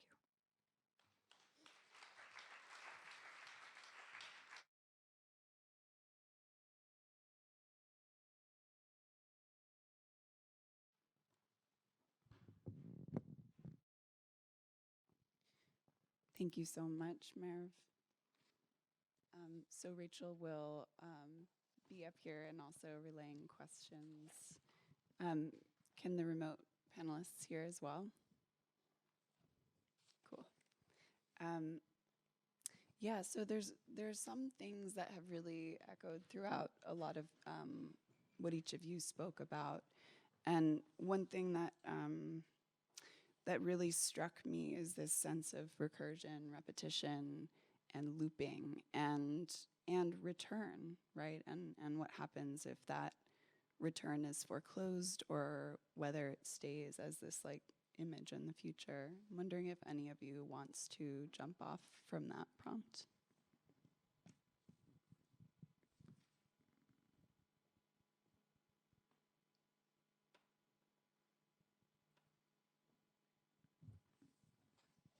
I do not know how we should just go ahead. Do you hear me? Yeah. So, yes, it's definitely something that I would like to talk about the possibility or impossibility to return, because actually, like returning back from Western Ukraine, we spent almost 2 months to Kiev was an event that was an experience of great privilege. When I left the city, I didn't know if I will be able to come back, if my place will be still there, or if I will be still there in this in the old meet.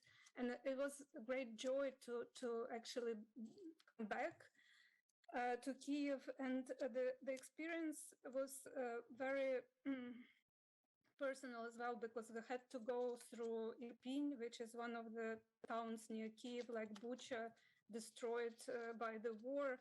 And that experience of seeing that from close is something no press image can reveal, and it still haunts me a lot. But I wanted to say, and this is another facet of this experience of being in the middle of this late time or suspended time or time multiple times that somehow get mixed together in this really strange experience that is not really possible to integrate that well in linear time, or probably should not be, is that what we have in common as Ukrainian people, as people who are from the country that is undergoing war right now, is that this sense of event unfolding with multiple futures, and that we do have future, and we firmly believe that we do have future, and that something that the future that we all want seem to come true, since our country's the Kiev was supposed to last only for 48 hours, but it's now 86 days of war, and we are fighting. And this sense of the possibility of future is something that is not so much. It is a privilege in a way. It is a privilege to have this possibility, and I do to insist that what we're going through is probably can be told, can be referred to as this old-fashioned concept of historical time, but not the linear history, but in terms of facing some moment that we know will be very important for the generations to come, because so many things are changing, many things are seen anew, and so many possibilities for humanity open by the very virtue of this experience that Ukraine, tiny country in comparison to Russia, had shown what is possible. And I think this is a lesson for all of us as humans. And I do not want this message to be read as something particularly about Ukrainian character. It's a very dangerous way to read this. And basically what I was thinking, what was supporting me through the whole this experience and still supports, is this beautiful quote from Raymond Williams, to be truly radical, one has to make hope practical instead of despair convincing. And this is what we go through. And I really want to emphasize that this hope and future and time loops that connect us to this future, that we also have this possibility not only to go back, but also to go future and sense that future, the present moment, they also should be considered as the sort of repetitions that we will experience in future. The repetitions can also go the other way than we usually think about. And that's basically something that maybe other people can also sense in their personal life. But at the moment, this is what we experience as a collective. And I think it's important to understand that dimension of our experience.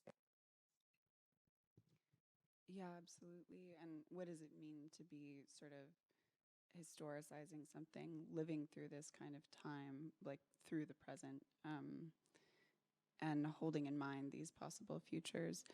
Isshaq, I know that you were talking also about how the XXX is kind of related to the foreclosure of just futures, and I was wondering if you wanted to speak any more about that.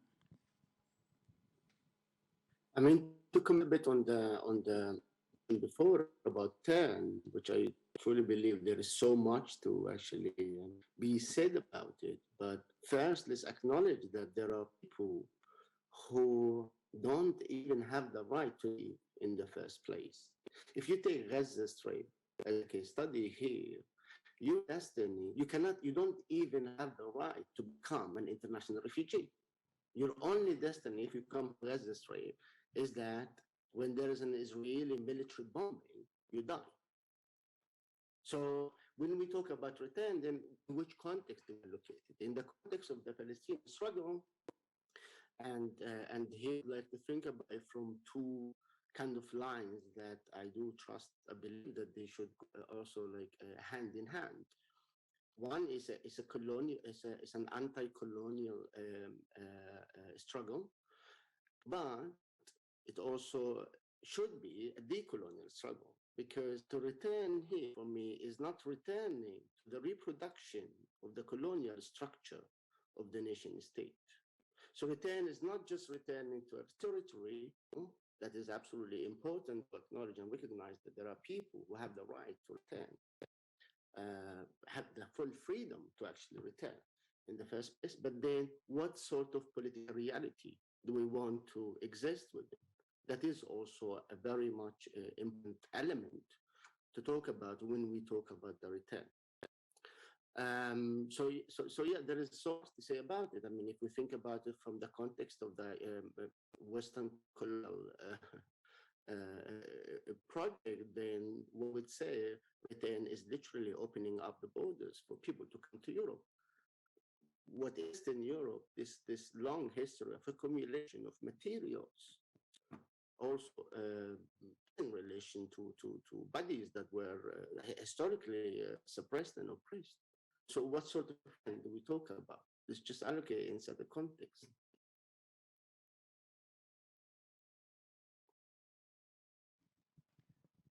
Yeah, I'm wondering if any other questions have come in yet. I wanted to kind of continue, actually, when you mentioned bodies, Isshaq. I think both Merve and Anfisa kind of talked about the embodied experience of time, whether it's like through labor or this need for the tangible, and was wondering if either of you wanted to think more about that. And also to add that those of you in the audience should go ahead and raise your hand, and we'll find you. You can ask questions too.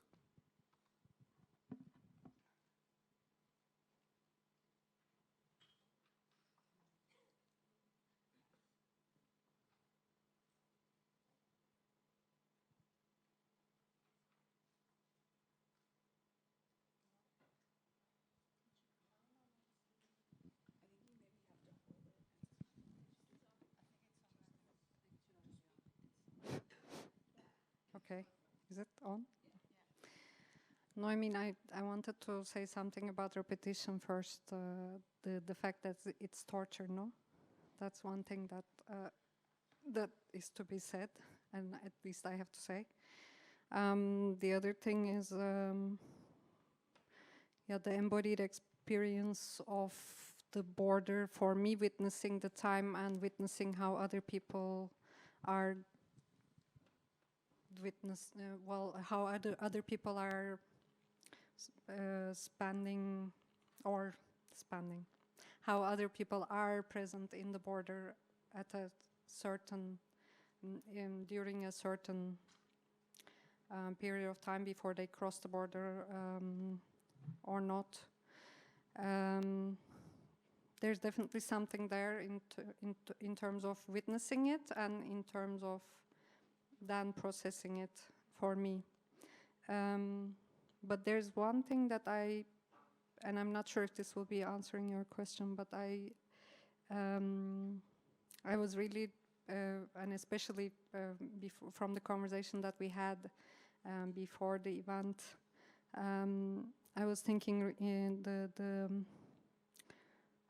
the intergenerationality, and that may be something of that could be expanded on in relation to the embodiment of the border time, and the echoes of that.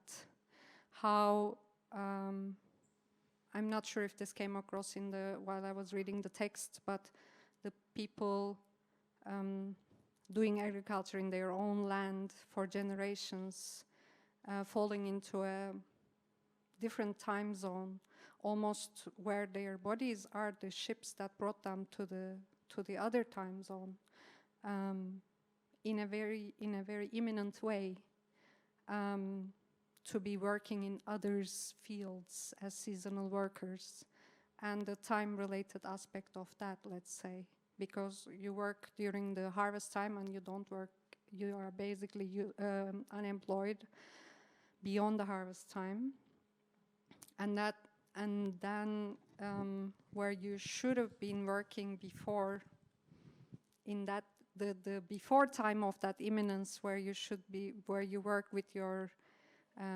grandparents, parents, to a time that you fall into this linear, modernized understanding of time, where you work from certain time to certain time, and where you are kind of responsible from your own labor in a way. So to me, this is kind of really, in a way, also embodying that the aspect of time in so many different ways, that I can actually take the border as that threshold of imminence that kind of displaces the understanding of experience of time as well. That a time that could have been experienced in so many other ways, and that could have found different depths, is displaced to the understanding of modern time as a result of all these modernized policies that assign also identities and assign locations, labels, categories, and this way also allow you or forbid you to inhabit your time. So yeah, I've been thinking a lot about that, and it's kind of I haven't done this before, so I'm really grateful that now thinking on time as an aspect of hospitality, and the violence of it. So yeah.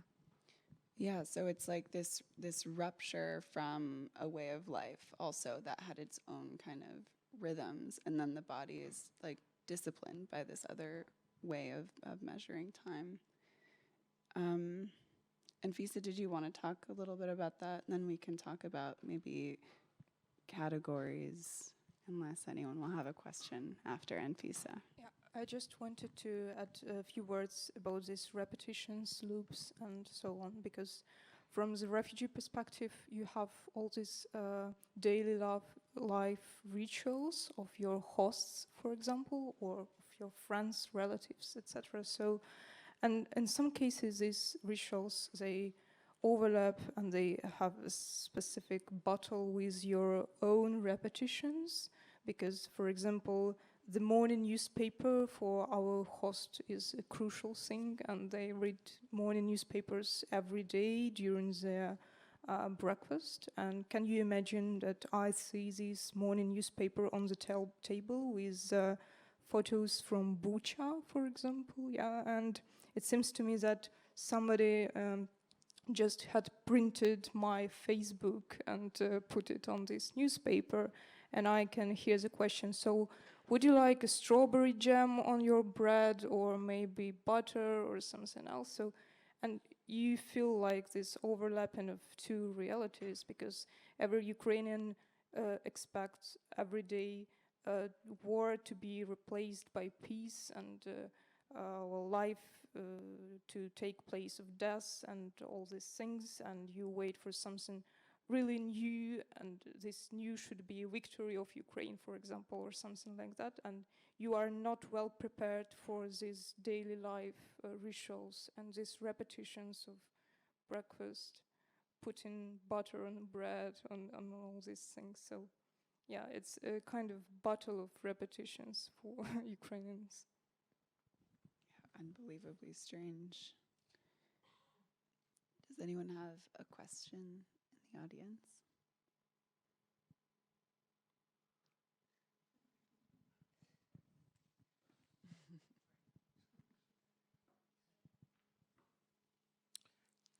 Hi, Olga. Isshaq, this is Maria speaking. I don't know whether you can see me.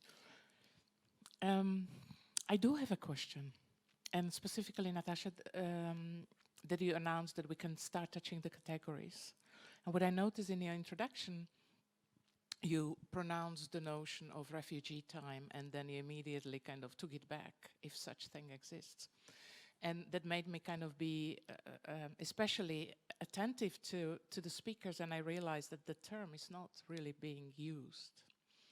And I want to grab this opportunity, not through critique of that, but indeed as an opportunity. And I'm reminded of a recent interview with Vasily Cherepanin, who is the director of VCRC in Kiev, Visual Center for Research Cultures in Kiev, who suggested that we need to radically refuse the notion of refugee, not of refuge, but refugee. And he suggested going back to Hannah Arendt's term, a newcomer, in order to add the notion of agency to those who newly arrived rather than refugees, to add and offer a notion of agency and the possibility of self-determination in that respect. There was one proposition that kind of struck me in connection to this conversation. And the other prompted by Isshaq, and again returning me to the same conversation with Vasily. Isshaq, you said that Europe should simply open the borders. And very much Vasily Cherepanin suggested that the different attitude Europe has to so-called Ukrainian refugees may be used as an opportunity to learn to deal with the crises overall, so-called refugee crisis, differently and re-articulate its policy. So I would like to touch upon these things, the terminology, the notion of the refugee, and whether and how that policy of welcoming the newcomers could be something we could imagine and kind of, articulate and push forward, maybe to start from within this conversation. I went too long, but I apologize for that, but these are two questions I would like to add to the conversation. Yeah, I mean, I think that's such a wonderful prompt. And I think this tension between forced displacement and agency is a really tricky one. And that word doesn't really do the work of unifying them or like retaining that kind of tension. And also at the same time, there are these through lines and resonances, but it's a very heterogeneous experience. And, as evidenced even just by like the small selection of people on the panel. But yeah, maybe you can speak more to the border question, Olga. Oh, thank you. So I actually wanted to thank Maria for bringing out this moment and what Vasily was mentioning, the possibility that opens for the to rethinking the refugee term, which was at some point in history of humankind was a very progressive, if I may use that word, term, and that the Second World War and the destiny of Hannah Arendt, who was stateless and who had to go through a lot of difficult bureaucratic experiences in United States as many people who were not called refugees. So that was an advance and in define this legal category. But I do think that that's not a limit of how it can be seen. And the newcomer is might sound somewhat threatening, especially to the part of the population that doesn't visit BAC discussions and not have this striving to exercise solidarity.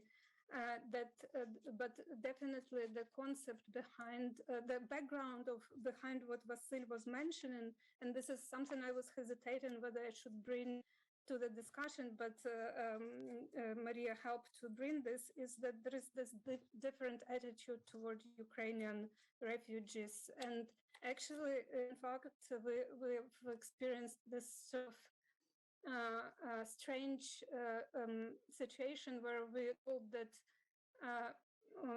because we have these preferences, maybe because of our skin, which is white, but in fact it is red because we're all bleeding. But maybe because we're so close to Europe and we're considered to be similar, maybe because there is already so many Ukrainian women who work in Europe for these low-paid jobs, as cleaners and taking care for jobs. Maybe that we are more familiar.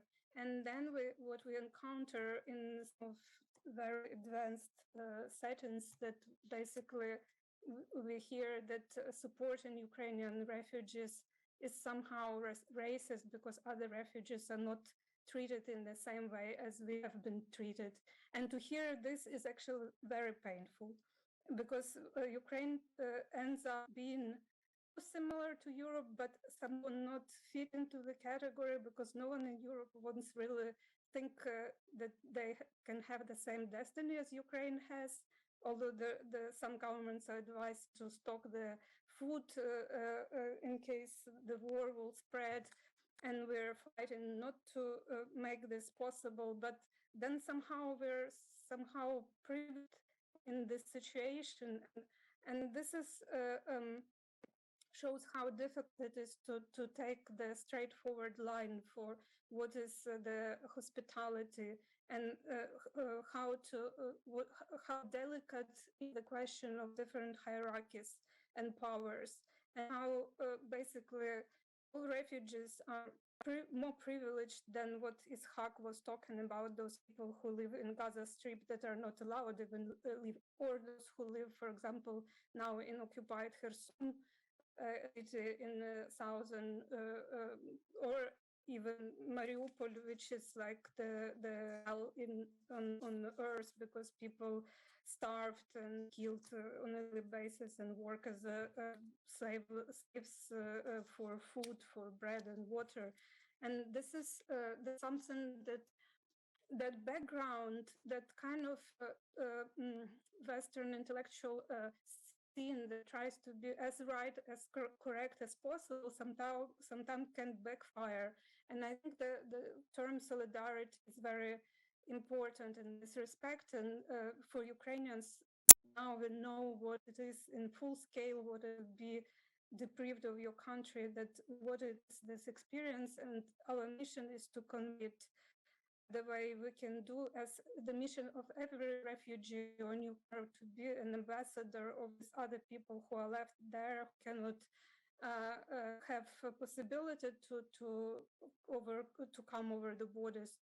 They have this mission, and we always think about those left behind and feel as an ambassadors, and that's what gives us an agency, because there is nothing dignifying in being seen as a pure victim.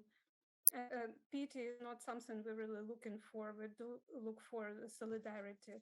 And I think this kind of discussions are very important because everyone from us was trying to bring a picture and picture is something that you can actually transfer this emotions and this experience directly to the audience, so you can start look at it as something that also can happen to you. Not that I wish it for you to happen, but something that we can share as humans.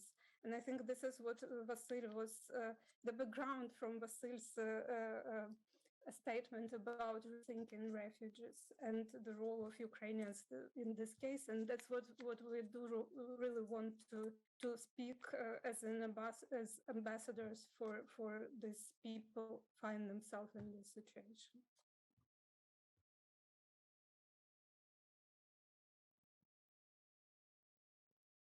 Isshaq, do you want to say something to add? I mean, I can always say something.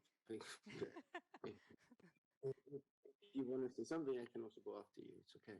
I will mention something about the city-state, the Greek city-state.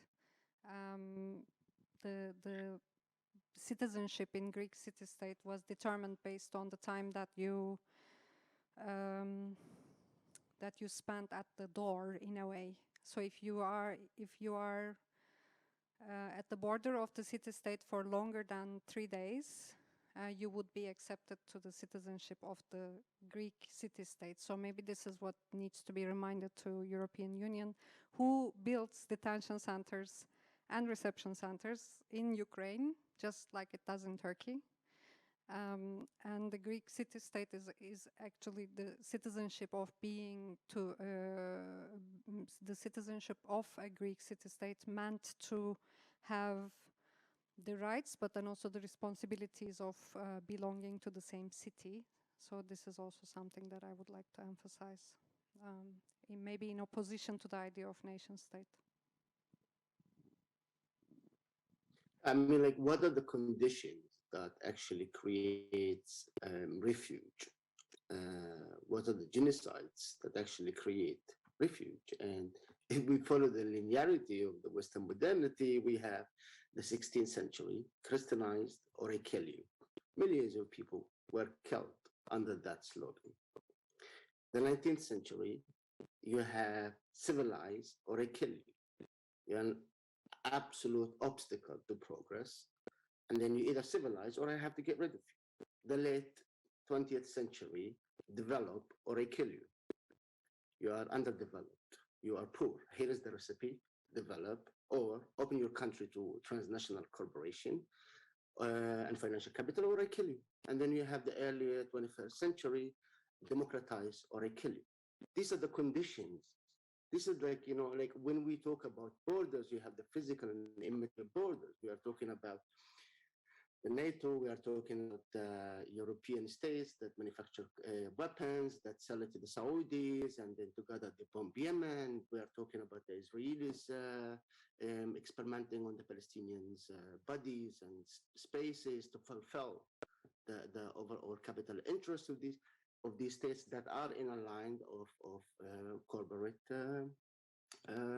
reality. So you know, we need to unfold these things. It's when I say like open the borders, not like I don't mean like just open the borders in a kind of like you know, like romantic sense, just like open the borders as if there is nothing. No, we need, in order to open the borders, you need to close the borders first of all. The borders that the Europeans are imposing in their own people on the level of knowledge, and the borders that actually creating within the geographies in which we come from as well, because the European borders are just everywhere. The Western European borders are very much everywhere. And we have to deal with these two realities in relation to each other. This is not from today. This is the 500 years. There is the old white Western man who is actually just in power and above everyone else.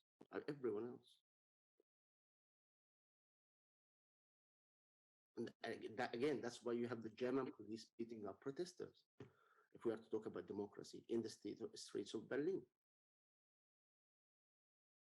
Because they don't want anyone to talk to them.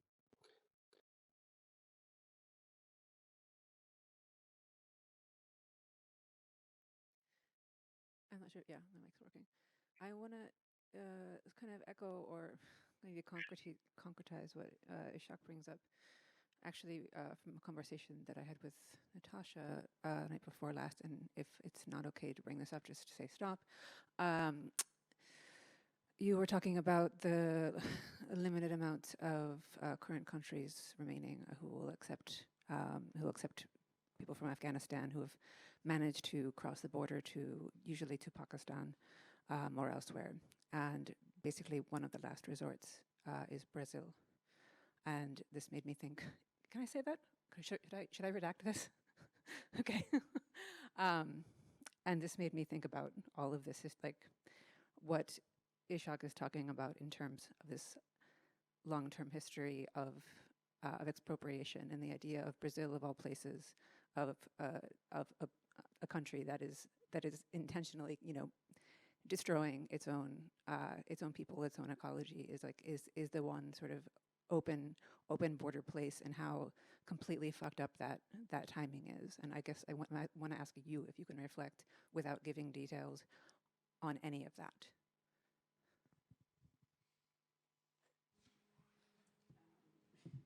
Sorry. Medical pathway. Yeah. No, I think that's a really apt question in terms of actually hospitality also, but the different kinds of labor roles too, and how they're assigned.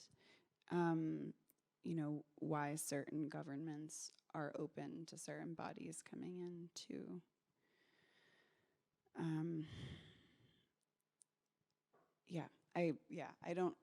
I can't expand on it much right now. Sorry. Yeah, no, I think I just wanted to also bring from there, just thinking about this, just how this, because Isshaq is like, okay, like kill the nation state, open up the borders, and I fully agree. But I'm also one to think about how the hell would you get there, right? And not in a linear way, but in a in these steps way. And if we are indeed living in this, and by we I mean a growing way, of course, not all of us, but suddenly more and more of people enduring these kind of acute pains here in Europe, more and more than in all these other places that have been happening for a long time. I want to go back to what Olga said about living in this expanded event time, and maybe what that means, getting to these kind of wild radical ideas, as Olga said, of going away from despair. But everything we do happens outside the state. It just doesn't happen in the state. I mean, that's how I would get back to what Isshaq was saying. I don't have anything to do with the state anymore. And I don't want to. There are so many realities outside the European context that have never stopped, not only thinking, but also working against this idea of nation state in the first place, and constantly trying to constitute not only a meaning, but again, practice. I mean, you have the Zapatista, the landist movements in Western Sahara, Palestine. There are conditions that tackles this. In Europe is a different conversation. Outside Europe is a different conversation. So what I'm trying to say is yes, to respond to what you said, Rachel, it's not just there are people talking, there are people acting against this reality in the first place. Now, in Europe, what is happening is the exact opposite. In fact, you have states that claims full monopoly over hospitality. Because if you, in the Netherlands, and so many other places also around, in the Netherlands, my understanding is actually limited in terms of how long you can host refugees. But if you take Denmark, which is quite an interesting case, if you get caught as a Danish citizen hosting refugees, you go to prison. It's criminalized. So even this act of hospitality, this relation between the host and the ghost, and the guest, ghost, of course, for European, and the guest is in fact completely managed. So let's start with that conversation in Europe before talking about the destruction of the nation state. let's talk about the extent that people and people's culture is actually, in fact, a property of the state. Because if you are stateless, at least you are not a property of the nation state. If you are stateful, whether we like it or not, you are property of the nation state. I think that's a conversation that is interested to engage with, as a matter of fact, if we are to talk about borders, the internal borders, that our homes is run, not even by our homes in Europe, like people's homes, not even run fully with full freedom by the people, but actually controlled by the states. That is the border that needs to be unfolded.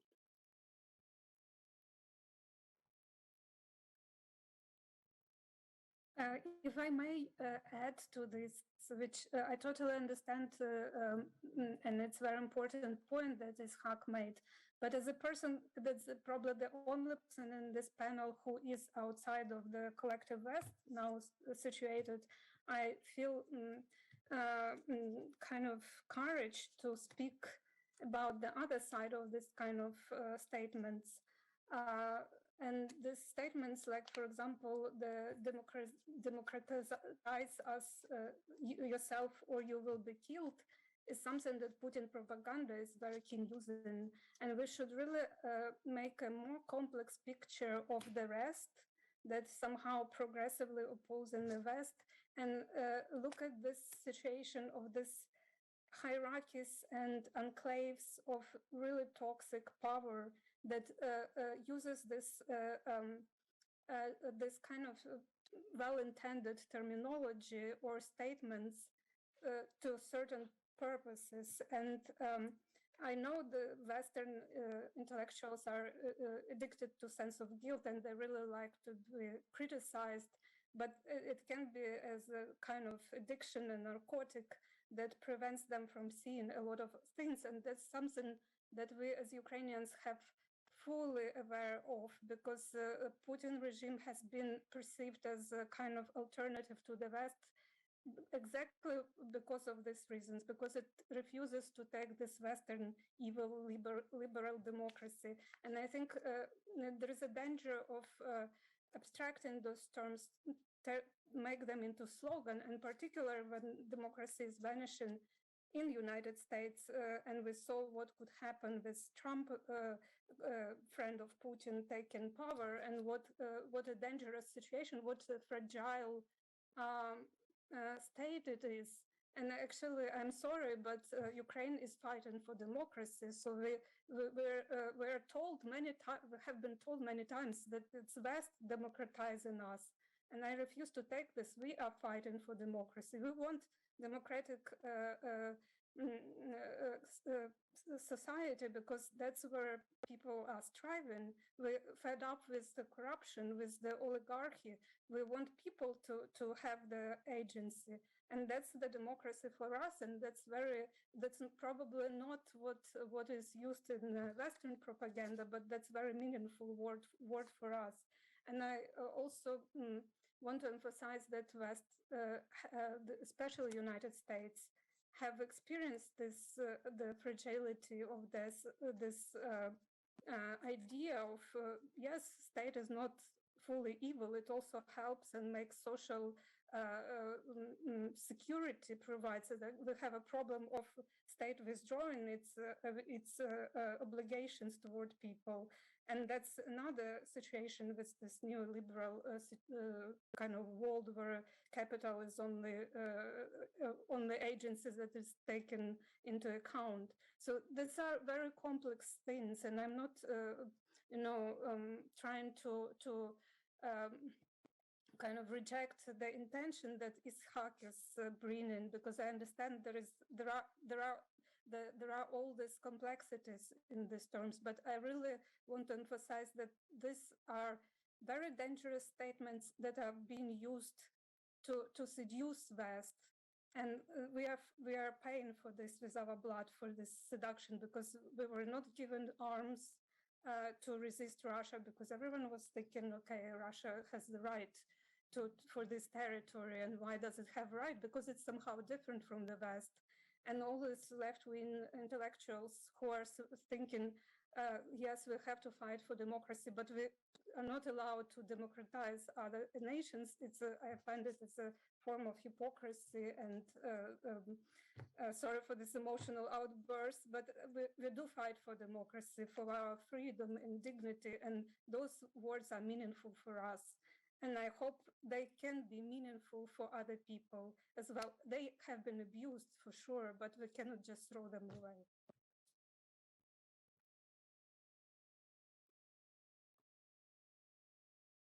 Thank you. Well, let's go. I want to encourage anyone to. You can also not ask a question, but you can say something in the audience. It's nice to make this a conversation. And these are your final moments until Merve closes the floor. Because there's so much to say, and I realize that this is all like a profound, this is all profoundly dim, and I know that each of the speakers today is trying to find those little moments of those little glimpses within any of this of what to do, whether these broad change everything, or just figuring out how to change routines day to day, or like salvage little moments. And I guess I just want to kind of return to that and open it up to you to also reflect on that. But Merve, would you like to say anything else, or Natasha, in closing?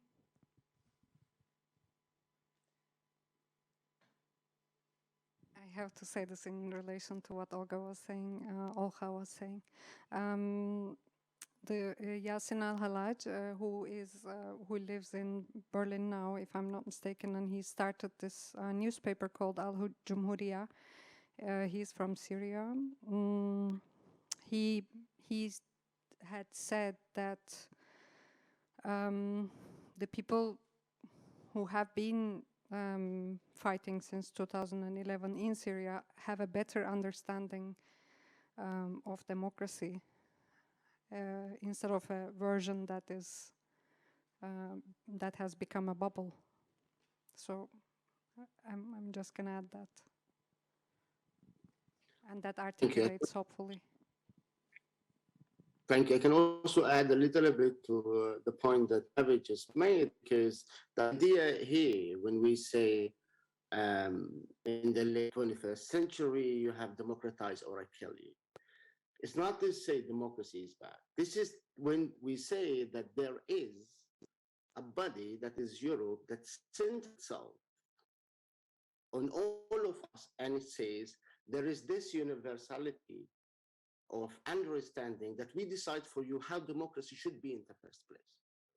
That is definitely we reject, right? Because in the context of Europe, democracy breeds fascism.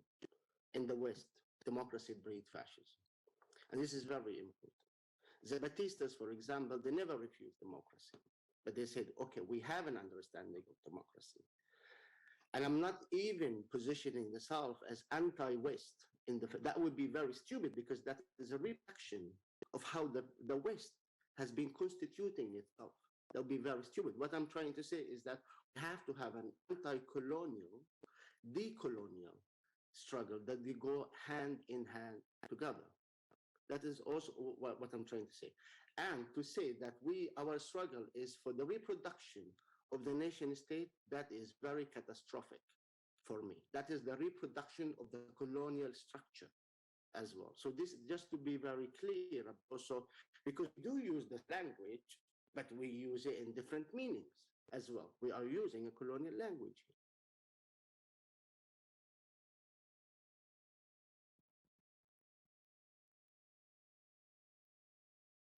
I just wanted to add a few words.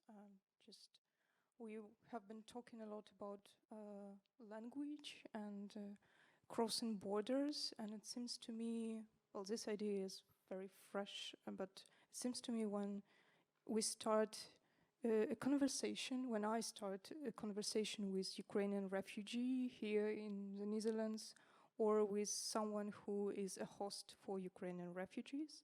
So when we start this conversation, we need also to make something like, to do something like crossing a border in our communication. And it again returns to the issue of time, because the first question to Ukrainian refugee is not how are you doing, but how long? So how long have you been here in the Netherlands? And the second question is not how are you going, how are you doing? The second question is always until what time are you planning to be here? What are you thinking about your way back home? And these questions, this crossing the border with these questions, very difficult, very complicated for every person. And Ukrainians in Europe, in Netherlands in particular, had different deadlines. My first deadline was the end of March. The second deadline was the end of April. The third deadline was the 9th of May. It is a victory day in Russia, and we waited this day with much fear. And now I'm asked often, what is the next deadline? And the only thing I can answer is the victory and the end of the war. So all concrete dates, I have a lack of these concrete dates from my calendar. They are no left days, so I have only this abstract, like the victory or the end of the war. So it's also about this time issue. I think we can close it on that note, going back to the sense of timelessness. We're going to take a quick break and then resume again with a lecture by Walida Imarisha and a roundtable following that, and look forward to seeing you again soon. Thanks to all of you so much for these really insightful panelists, and Isshaq and Olga, thank you.